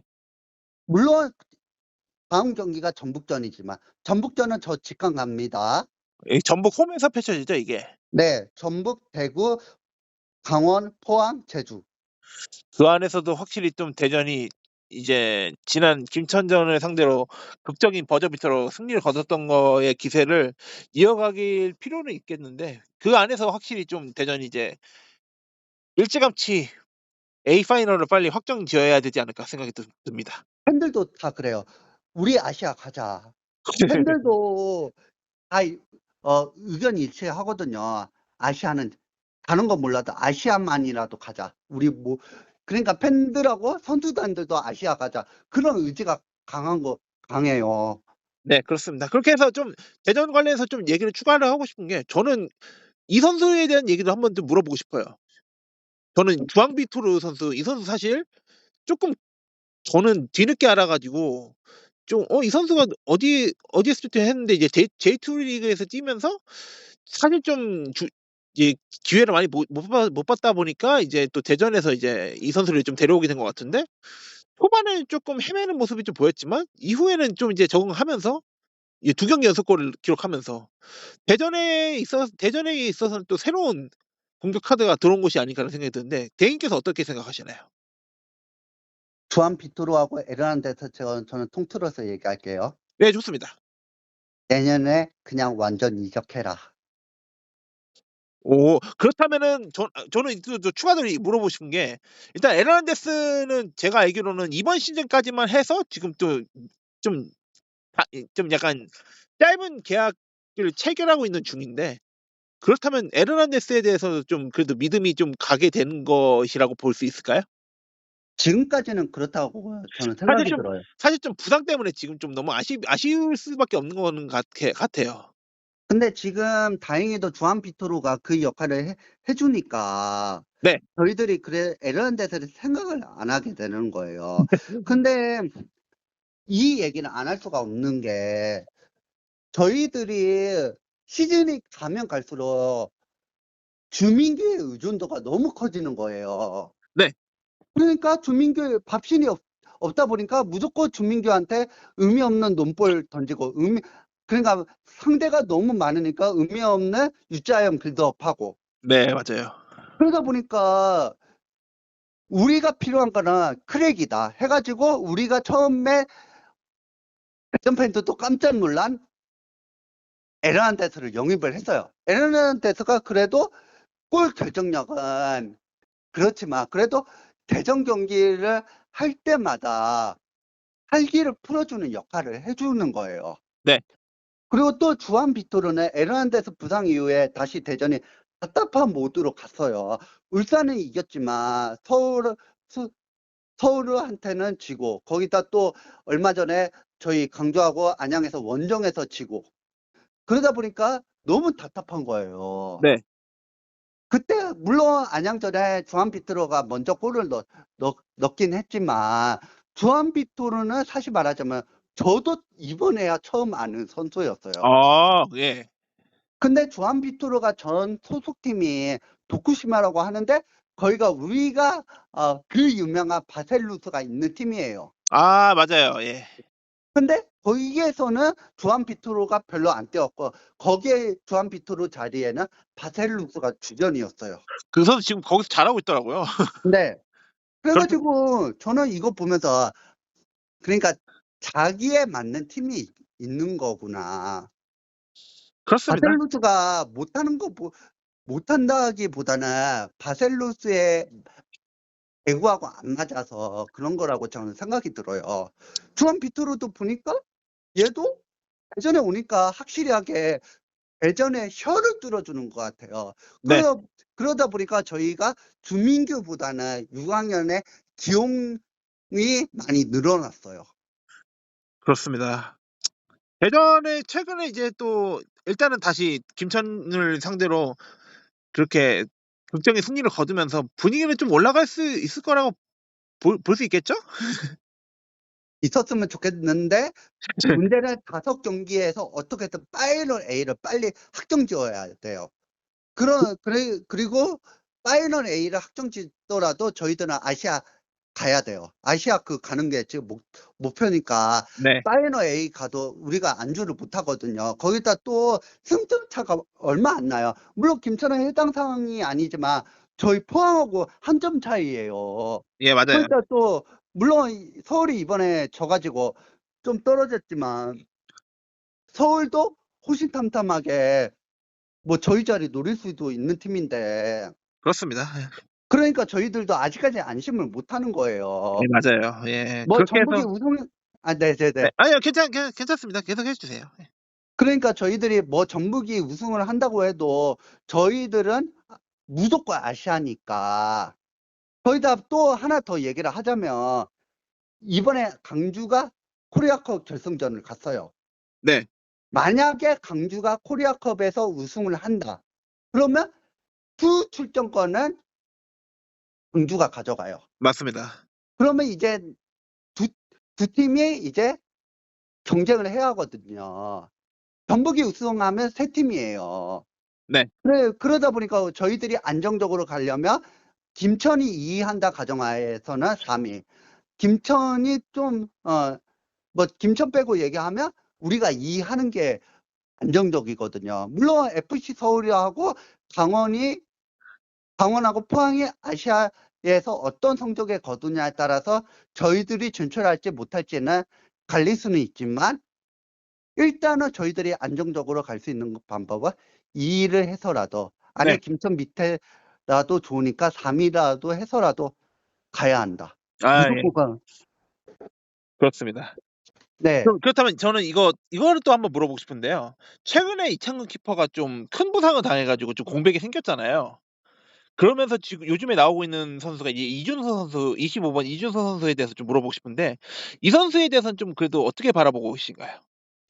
이걸 좀 좋은 소리는 못할 것 같은데 아, 제가 냉정하게? 오. 이준서를 제가 경기를 보면 그러니까 3년 전에도 저랬어요. 이창근 없을 때. 어. 그러니까 얘가 뭐 발밑이 안정적이다. 오히려 발밑은 이경태가 헐배 나요. 그 선방 능력은 뭐 있기는 하지만 근데 막을 때마다 뭔가 이창근이만 막으면 그래도 안심이라도 되잖아요. 근데 근데 그러기에는 사실 좀 이창근 키퍼의 역할이 크다 보니까 좀 그렇게 보일 수밖에 없을 것 같긴 해요. 근데 이준서는 뭔가 불안해요.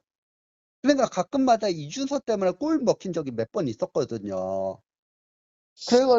그래가지고 저희들은 오히려 팬들은 네. 이경태로 해야 한다. 그런 여론이 좀 많아진 거는 맞아요. 어. 근데 얘는 전형적인 그냥 세컨 키퍼예요.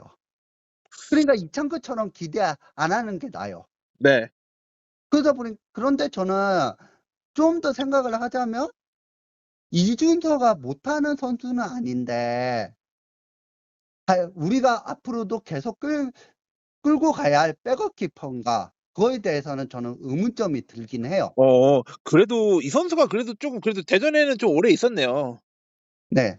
근데 아무래도 이창근 키퍼가 많이 거의 경기를 나서다 보니까 뭐 잘해봐야 뭐 이제 서브 명단에 들 정도만 좀 받은 경우가 있는데 어떻게 보면 좀 이런 확실한 주전 키퍼가 지금 부상으로 나간 상황에서 좀 기회를 받고 있는 상황에서 개인님께서는 그래도 이렇게 말씀을 해주시네요.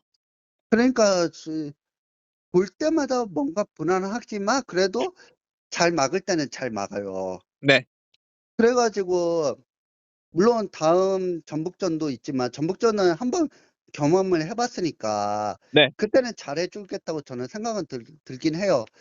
근데 그 이유나 이창근 복귀 뒤에 시즌 끝나고 한번 생각을 해봤으면 좋겠어요. 아, 예, 그렇습니다. 이렇게 좀 얘기해 봤고요. 그렇다면 제가 또 하나를 또 물어보고 싶은 게 최근에 U20 월드컵 명단이 확정된 가운데 이 선수가 이 명단에 들었었는데 바로 대전의 유스인 김현호 선수가 극적으로 명단에 들었더라고요. 이거 보고 좀 개인님께서는 좀 그래도 소감이 어땠나요? 지금요, U21 월드컵 명단을 보면 유럽파들이 저 차출 허락을 못 받았어요. 그것이 좀 여파가 좀 있었던 것 같아요. 그러다 보니까 우리가 지금 스트라이커니까 제대로 된 이선 자원은 많아요. 저희는 이선 자원은 많은데 스트라이커는 예전 같지 않아가지고 스트라이커에 대한 고민이 좀 엄청 크거든요. 사실 원래 그 U20 그 월드컵 명단 확정 전에 그래도 좀 설왕설래했었던 것은 지금 김포 FC에 김규현 선수가 원래 가는 걸로 좀 그래도 알고는 있었는데 최근에 좀 퍼포먼스가 좋지 않다 보니까 이 명단에서 최종 명단에서는 그렇게 탈락이 된 것 같다는 생각이 들어요. 그러다 보니까 또 이게 김현호 선수가 갑작스럽게 명단에 들면서 좀 놀랬었어요, 사실 저는. 그래도 저는 생각을 긍정적으로 바라보는 게 김현호가 저는 이번 계기로 더 성장할 거라고 저는 생각이 들어요. 사실 생각해 보니까 나이로 봤었을 때도 거의 2살 월반 아닌가요? 맞죠?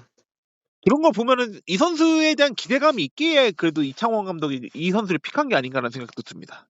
근데 이거는 여담으로 얘기하지만 저 개인적으로 이창호 감독 대해서 마음에 안 듭니다. 아니 물론 그때 U20 아시안컵 때 보니까 속이 터져요. 솔직히 말하자면. 특히 윤도영 혹사시킨 거.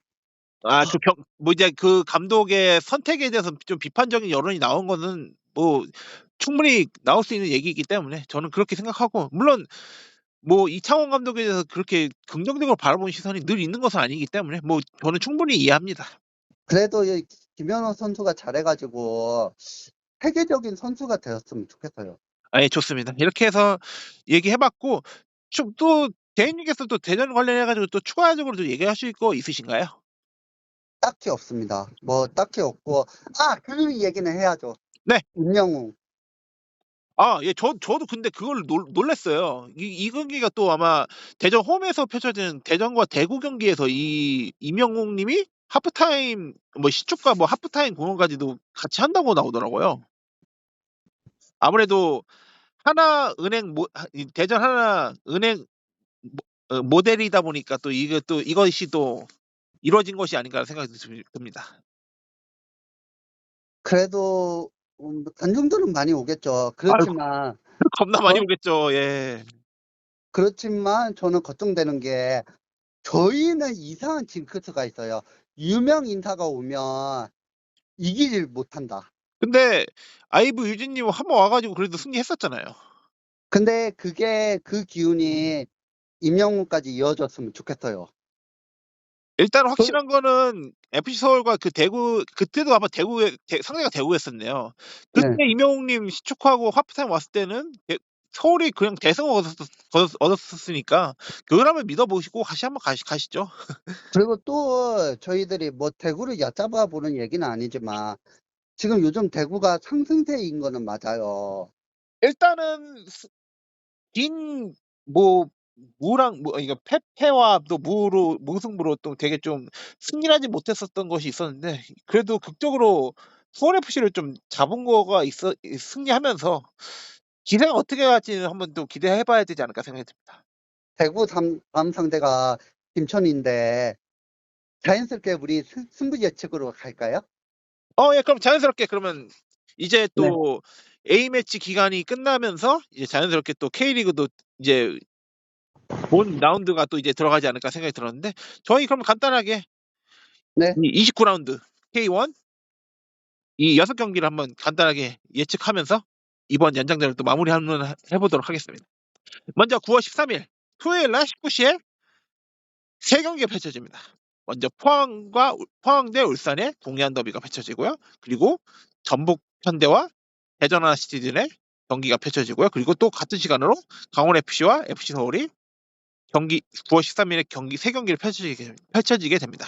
먼저 그렇다면 포항과 울산의 동해안 더비 예측을 한번 해보도록 하겠는데요. 대인님께서 어떻게 바라보시나요? 포항 2대0 승. 아무래도 울산이 이 전지 훈련에도 불구하고 포항 상대는 쉽지 않을 것이다.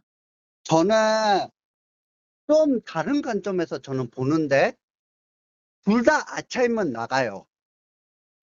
근데 포항 같은 경우는 아침 트다 보니까 이원하는 확실하게 할 거예요. 네. 그러니까 아침트는 상대적으로 상대팀이 그렇게 체급이 높은 팀이 아니에요. 그러다 보니까 어린 유망주 위주로 그 구성을 할 거고 대신에 울산전에 몰입을 할 거예요. 네. 그런데 반대로 울산 같은 경우에는 지금 어떻게든 강등권에 가면 안 돼요. 거기다 또 자기들도 아침 엘리트를 가다 보니까 엘리트도 집중을 해야 돼요. 그렇죠. 그 엘리트에서 우승을 한다면 아침 그 직행을 할 수 있거든요. 맞아요. 예. 그러다 보니까 저희들도 이게 울산이 어디까지 가냐에 따라서 저희들도 신경이 예민해질 수밖에 없어요. 그렇습니다. 그래가지고 저는 울산이 과감하게 아침 엘리트 올인 전략을 해가지고 포항이 무난하게 승리할 것이다. 그렇게 생각을 해요. 네. 그럼에도 불구하고 이제 또 동해안 더비다 보니까 치열한 경기가 될 것으로 예상이 됩니다. 네. 맞다. 제 예측만 하고 또 넘어가도록 하겠습니다. 네. 저는 저도 같이 따라가겠습니다. 저도 포항승으로 하겠습니다. 네. 그럼 다음 경기 바로 넘어가겠습니다. 강원 FC 대 FC 서울의 예측은 어떻게 바라보시나요? 저는 무승부 예측을 해요. 네. 1대1 무승부. 특별히 또 추가할 내용 있으신가요? 그렇게까지는 요즘 서울이 분위기 안 좋다는 거는 맞긴 한데 서울도 이제 고민이 생길 거예요. 근데 서울 같은 경우는 울산하고 달리 상승이 그 아시아에 대해 진출권도 가능성이 있어요. 네. 그러다 보니까 서울 같은 경우에는 아침에 올인한다기에는 애매한 상태라 서울도 주전급을 나오긴 하지만 문제는 김기동 감독이 또 어떤 겁없는 행보를 보이느냐에 따라서 강원하고 경기할 때 답답하게 할 것 같아요. 네. 아무래도 최근에 또 FC 서울이 분위기가 안 좋고 그 김기동 감독에 대한 여론이 너무나 이제 부정적으로 돌아선 만큼 서울 팬들도 점점 김기동 감독에 대해서 좀 그렇게 부정적으로 바라보지 않나 생각이 들고요. 예. 제 예측도 이제 같이 할게요. 저는 강원승으로 하겠습니다. 네. 아무래도 최근의 분위기를 따라서 봐서는 또 강원도 역시 이제 첫 ACL을 또 이제 일정을 치르다 보니까 물론 로테이션을 가능하겠지만 서울을 상대로 그래도 좀 압도적인 모습을 보이지 않을까라는 예상을 한번 해보겠습니다. 그리고 또 외적인 얘기를 하자면 지금 이번에 경기를 펼치는 강릉이 지금 가뭄에 지금 시달리고 있어요. 맞아요. 그러다 보니까 지금 무관중 얘기도 많이 나오는데 저희 서울 다음 경기가 저희 경기예요. 네. 1시 빨리 저도 강원 원정을 갈 테니까 비가 왔으면 좋겠어요.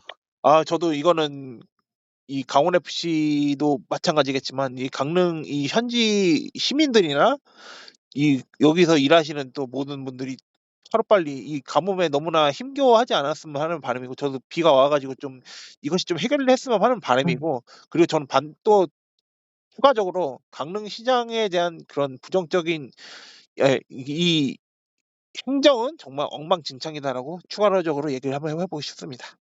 제가 하나 더 얘기를 하자면 여담으로 그 전임 강릉시장이 지금 여당으로 갔어요. 뭐 정치 얘기는 뭐 그래가지고 이게 또 네, 기계 정치 얘기는 아니에요. 네. 여기까지 얘기할게요. 그래서 강릉이 빨리 그 다범내 강릉시장 말고 새로운 강릉시장을 뽑았으면 좋겠다. 그런 마음으로 얘기한 거예요. 일단 확실한 건 지금 강릉시장은 일을 겁나게 못하고 있는 건 맞습니다. 그렇습니다. 강원도지사도 한심하게 지금 생각할 정도로. 뭐 그렇습니다. 네, 다음 경기 또 바로 넘어가겠습니다. 네, 저희 경기는 마지막으로 해요. 그럴까요? 그러면은 네, 9월 14일 일요일 세 경기를 먼저 그럼 예측을 해보겠습니다. 아이콘 매치하고 겹칩니다. 공교롭게도 그러네요. 네. 진짜 가고 싶었는데. 예, 그렇습니다. 네, 9월 14일 세 경기 예측을 먼저 하겠습니다. 역시나 19시에 펼쳐지는데 세 경기 모두 동시간대 펼쳐지는데 김천 상무대 대구 FC의 경기 예측을 어떻게 하시나요? 저는 김천이 3대 0으로 이길 거다. 역시나 압도적이지 않을까 하는 생각이 들고 추가적으로 제 예측도 바로 넘어가겠습니다. 저는 네. 그래도 대구의 기세로 한번 예상을 한번 해보면서 1대1 무승부 정도 해보겠습니다. 네, 다음 경기 바로 넘어가겠습니다. 네. 수원FC 대 광주FC의 경기 이게 캐슬파크에서 펼쳐지는데 예측은 어떻게 하시나요? 저는 수원 FC의 2대1 승리라고 저는 예측이 들어요. 아무래도 네.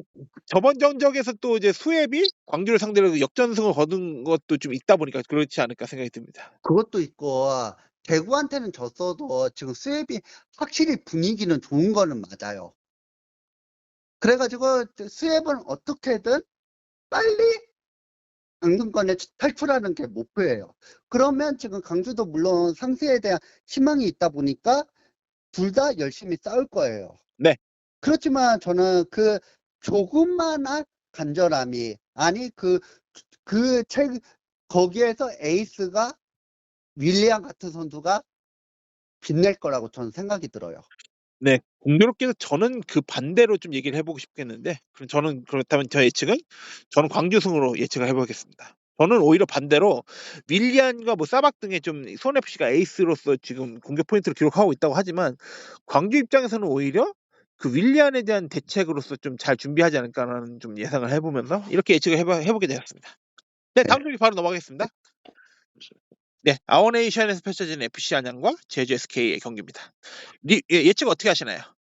이거는 그냥 안양 3연승 한다고 저는 예측합니다. 점수는 저는 1대 0 그렇게 생각은 들어요. 1대 0. 일단 제주 SK도 최근 분위기가 너무 안 좋다 보니까 지금 또 실시간 순위로 지금 11위를 기록하고 있지 않겠습니까? 네. 아무래도 좀 안양이 3연승이다라고 좀 얘기하겠지만 저는 제주 SK도 도끼를 품을 거라고 예상해서 저는 오히려 안양 홈 승리도 바라볼 수 있겠지만 저는 그래도 제주의 원정승을 한번 예측해 보겠습니다. 근데 저는 제주의 원정승을 기대가 안 되는 게 작년에는 제주가 뭔가 퐁당퐁당한 기질이 있었어요. 그러다 보니까 마지막에 저희 그 파이널 B 때 포스터 보딩을 했거든요. 네. 그런데 지금 보니까 아니 김학보 감독이 무슨 축구 하려고 그런 거야? 제주가 멤버가 나쁜 것도 아니에요. 수비하고 미들필더 보면 저희하고 맞먹어요. 거기다 맞아요. 플러스에서 외국인 선수들 나쁜 것도 아니에요. 근데 문제는 김학보 감독이 안 쓰려고 해요. 뭔가 그 경기 후 기자회견에서도 그런 얘기를 했었잖아요. 외국인 퀄리티가 너무 떨어진다라고 하는데 그런 것을 그렇게 과감하게 얘기할 정도면 도대체 어느 정도의 기준의 선수를 데리고 성적을 낼 것인가라는 그런 의문부호도 좀 붙이게 되는 것 같아요, 사실. 그리고 제가 김학보 그 인터뷰 보면서 제가 좀 빡쳤거든요. 아니 K리그 수준이 떨어졌다고 하면 그럼 본인도 책임이 없는 것이 아니냐. 이정효가 얘기를 한다면 우리가 이해를 할 건데 뭐 선수 탓이냐. 그것도 아니다. 선수를 한번 기용을 제대로 해보면 당신도 그래도 예전에 명성은 있기에 잘할 수 있잖아. 그런데 그것도 아니고 자기 고집대로 하니까 오히려 제가 그 부분에서 많이 화가 나고 선수 퀄리티요? 솔직히 말하자면 링가드 왔어요. 링가드 온 K리그예요.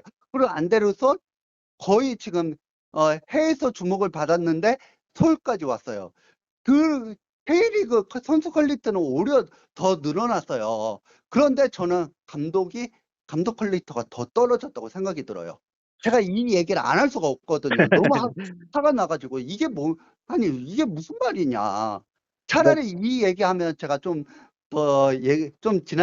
심한 얘기일 수도 있지만 홍명보가 낫다. 예, 뭐 그렇습니다.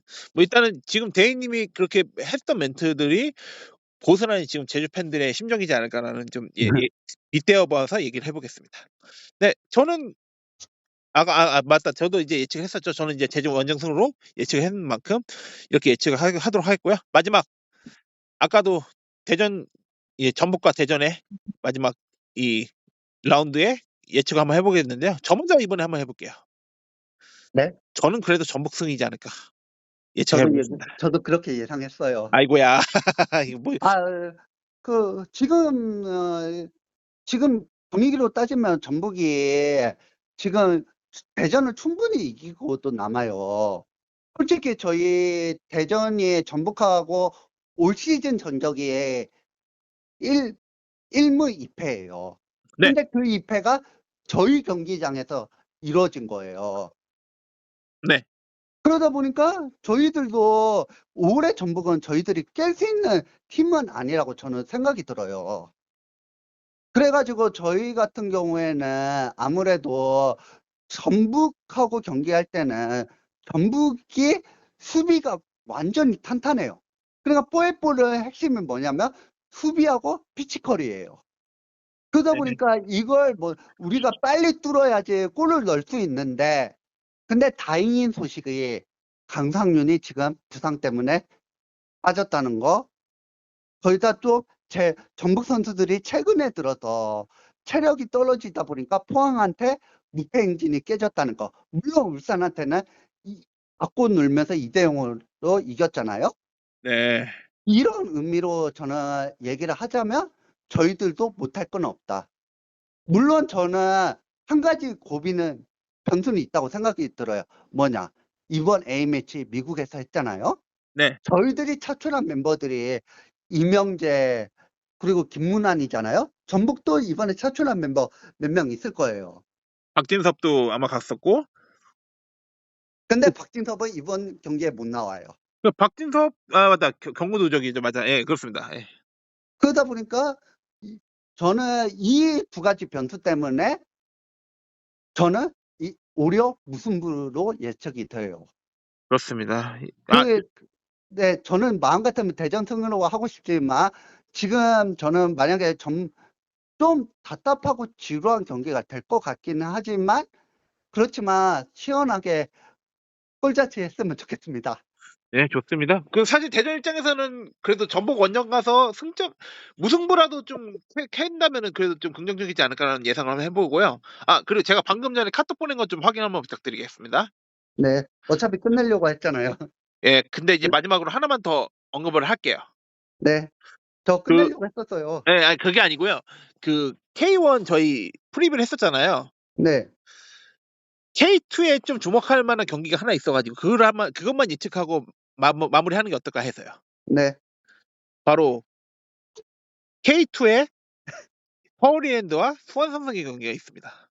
이거는 저 그냥 얘기할게요. 네. 이랜드가 3대2로 수원을 이긴다. 그러면은 서울이랜드가 수원 삼성 상대로 6연승인데요? 물론 이제 저 좀만 더 얘기할게요. 예. 코리아컵 일정과 추가를 한다면은 코리아컵에서는 수원 삼성이 이겼다고 하지만 네. 이거 삼성으로 그대로 되는 건가라는 생각이 들고 저는 오히려 반대예요. 저는 이번엔 드디어 수원 삼성이 이랜드를 좀 잡지 않을까 예상을 해보겠습니다. 저는 왜 이랜드가 이번에 승리할 거라고 제가 왜 생각이 드냐면 수원 삼성 최근 경기를 보면 지금 변성환 감독에 대한 여론이 거의 지금 등 돌리고 있어요. 팬들마저도. 네. 물론 승격 때문에 지금 다 참아주는 거잖아요. 근데 이제는 거의 폭발 직전까지 왔어요. 최근에 또 수원 삼성이 또 승리 또 이제 인천을 따라잡기 위한 그런 승리가 없다 보니까 조금 아쉬운 경기력적인 면에서 좀 그런 얘기가 나오지 않은가. 근데 더 비상인 거는 부천이 수원 삼성하고 승점 4점 차가 된 거예요. 그러면 이제 수원 삼성한테는 지금 어떻게든 이랜드를 이겨야 돼요. 그런데 그렇죠. 수원 삼성의 제가 약점을 좀 얘기를 하자면 뭔가 급할 때 그때 떨어져요. 치고 올라갈 때도 네. 떨어져요. 그러다 보니까 저는 수원 삼성이 성급하게 하다가 또 퇴장자가 나올 수 있을 거라고 저는 생각이 들어요. 이게 급한 모습에서의 모였던 그 수원 삼성이 결국에는 좀 무너지는 모습이 보였던 것 같아요. 그래가지고 제가 그 부분에서 생각을 한다면 이번에는 이랜드는 못 이길 거다. 이랜드는 좀 부진이 있었지만 그래도 어느 정도 이제 조금씩 이제 제 페이스를 되찾고 있잖아요. 네. 그래가지고 수원 삼성 지금 상황에서는 이랜드가 오히려 분위기가 더 좋아요. 그러면 그래가지고 저는 수원 삼성의 이랜드 상대로 너무 성급하게 하려고 할 거예요. 그렇지만 이랜드는 그걸 다 파해하고 그냥 에울레르 그런 선수들로 한 방을 노릴 거예요. 일단은 이날 경기를 또 이제 목동에서 펼쳐지다 보니까 수원 원정 팬들이 엄청나게 또 원정석을 다 매진시키지 않았나 생각이 들고, 이날 아마 토요일 날 19시 경기다 보니까 관중들도 그래도 꽤 많이 오르지 않을까라는 예상을 한번 해봅니다. 그래가지고 제가 좀 마지막으로 얘기를 하자면 수원의 약점이 좀 더 얘기를 하자면 첫 번째는 뭘 할지 모르는 공격. 그냥 공격 퀄리티는 좋은데 그 선수 가지고 어떻게 활용되는지는 알지 못하고 거의 인류체코 해저 축구고, 두 번째는 수비 너무 라인을 올리다 보니까 수비가 불안해요. 그러다 보니까 퇴장자가 발생할 수밖에 없어요. 지금 센터백 라인 지금 가용할 수 있는 자원이 없어요, 거의. 권한규는 부상이고, 고정현 선수는 지금 또 이제 U20 월드컵으로 또 이제 이건희 선수랑 같이 이제 출국했고요. 그래서 아마 또 이제 저번 라운드에서 또 한우건 선수는 또 이제 PK를 내주면서 또 퇴장까지 당하면서 또 그 두 경기 징계일 거고요. 그러면서 아마 지금 있는 자원이 지금 레오 선수랑 레오랑 이제 황석구 선수만 이렇게 센터백 라인이 있는데, 수원 입장에서는 진짜 위기일 수도 있겠다는 생각도 듭니다. 그래가지고 지금 수원 선수들이 그러면 저는 이럴 때 변성환 감독이 뭔가 수비적으로, 제가 여기에서 답답한 것을 얘기할게요. 수비적으로 하거나 그런 유연함, 변화 그런 모습이 전혀 안 보여요. 그래가지고 수원팬들의 불만이 이유가 그 부분이거든요. 그래서 아무리 이랜드를 이겨봤자 지금 상황에서는 변성환 감독이 변하지 못하면 못 이긴다. 네. 그 결론을 내리고 싶어요. 네, 저도 예측을 하겠는데요. 저는 그래도 맞다. 저도 예측했었죠. 저는 그래도 수원이 한번 이기지 않을까라는 생각이 들면서 어떻게 보면 꾸역승으로 이길 걸로 예상을 한번 해보겠습니다. 이제 저희 연장전을 마치도록 하겠는데, 아까 맞다. 제가 언급을 못했는데 이 경기를 저는 이랜드와 수삼을 갈까, 아니면 물론 하필 같은 시간에 천안시티랑 인천이 경기가 있는데 인천이 원정을 갈까 지금 고민 중이긴 한데, 거리상으로는 그냥 목동을 갈까 지금 고민 중입니다, 사실. 그렇습니다. 이렇게 언급하고 저희 이제 연장전을 이제 마무리하도록 하겠는데요. 오랜만에 연장전을 했는데 그래도 좀 다양하게 얘기를 할 수 있어서 좀 좋았었던 것 같은데, 대인님 모처럼 그래도 이렇게 전화상으로 목소리지만 다음에는 한번 대면해서 한번 연장전 한번 해볼 수 있을 만한 기회를 한번 만들어 보도록 하시죠. 10월 달에 저희 10월 10일 날 제가 브라질 전 가려고 하거든요. 네. 그 다음날에 할지 제가 고민 중이긴 해요. 네. 그때 그 한번 약속을 아니다, 한번 아니다. 보시죠, 한번. 한번 약속 잡아보시죠, 한번. 저희가 한번 바라보고 이후에 한번 좀 얘기를 해봐서 네. 대면에서 한번 녹음할 수 있는 환경이 조성된다면 한번 그렇게 추진 한번 해보도록 하겠습니다. 그럼 저는 오히려 김포하고 서울이 있는데 끝나고 나서 이때 우리 같이 했으면 좋겠다는 생각이 들어요. 그건 한번 나중에 저희 한번 따로 얘기 한번 해보시죠. 네, 네. 그때 같이 축구 보면서 끝나고 나서 카페에서 우리 연장전 하는 거 어떨까? 저는 생각 중이거든요.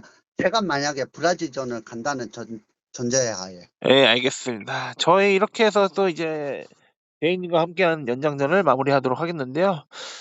또 이 A매치 기간 동안에 있는 그런 두 경기를 또 다뤄보면서 또 이제 K2 라운드는 또 계속 펼쳐졌었던 가운데 원래 좀 시간이 좀 더 여유 있었다면 좀 K2 그 라운드로 보면서 좀 이제 우승권과 플로권을 좀 얘기를 한번 해보고 싶었는데 좀 이제 시간이 좀 촉박하다 보니까 이 정도까지 다루게 된 것은 좀 아쉬움을 느끼겠지만 그래도 이 정도로 한번 준비해본 거를 마치도록 하겠는데요. 이 청취자 여러분께서 이거 들으시면서도 저희 의견, 저희 관련해서 내용을 한번 댓글로도 한번 남겨주시면 감사드리겠고요. 또 들으시면서 또 부족한 점 혹은 저희가 잘못 전달한 내용에 대해서 한번 수정이나 정정하는 그런 내용들도 올려주신다면 저희는 그걸 받아들이면 그 댓글을 소화하면서 또 청취자 여러분들과 함께하는 그런 방송을 만들어 나가도록 앞으로도 더 노력을 하도록 하겠습니다. 이렇게 해서 저희 대인님과 함께한 연장전을 마치도록 하겠는데요.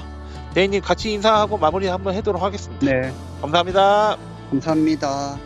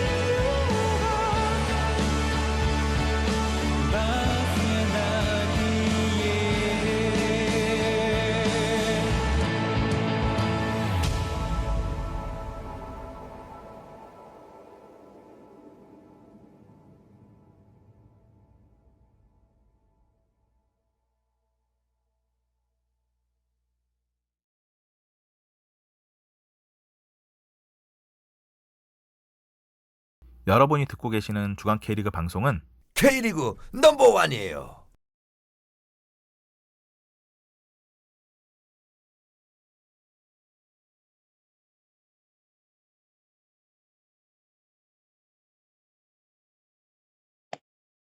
네, 고생하셨습니다. 네, 아유, 저도 이제 빨리 다른 일정 때문에 네. 급하게 마칠 것 같은데. 아, 고생 저도요, 많으셨고요. 빨리 한 거예요. 아유, 그러니까요. 아유, 그래도 좀 힘써 주셔서 고생 많았고, 다음에 또 이거 아까 말한 거는 한번 따로 한번 저희 톡으로 한번 나눠보시죠 한번. 네, 아, 그때 제가 브라질전을 갈, 예매 성공하면 얘기해드릴게요. 알겠습니다. 그럼 고생 많으셨어요. 다음에 또 네. 할게요. 네. 네.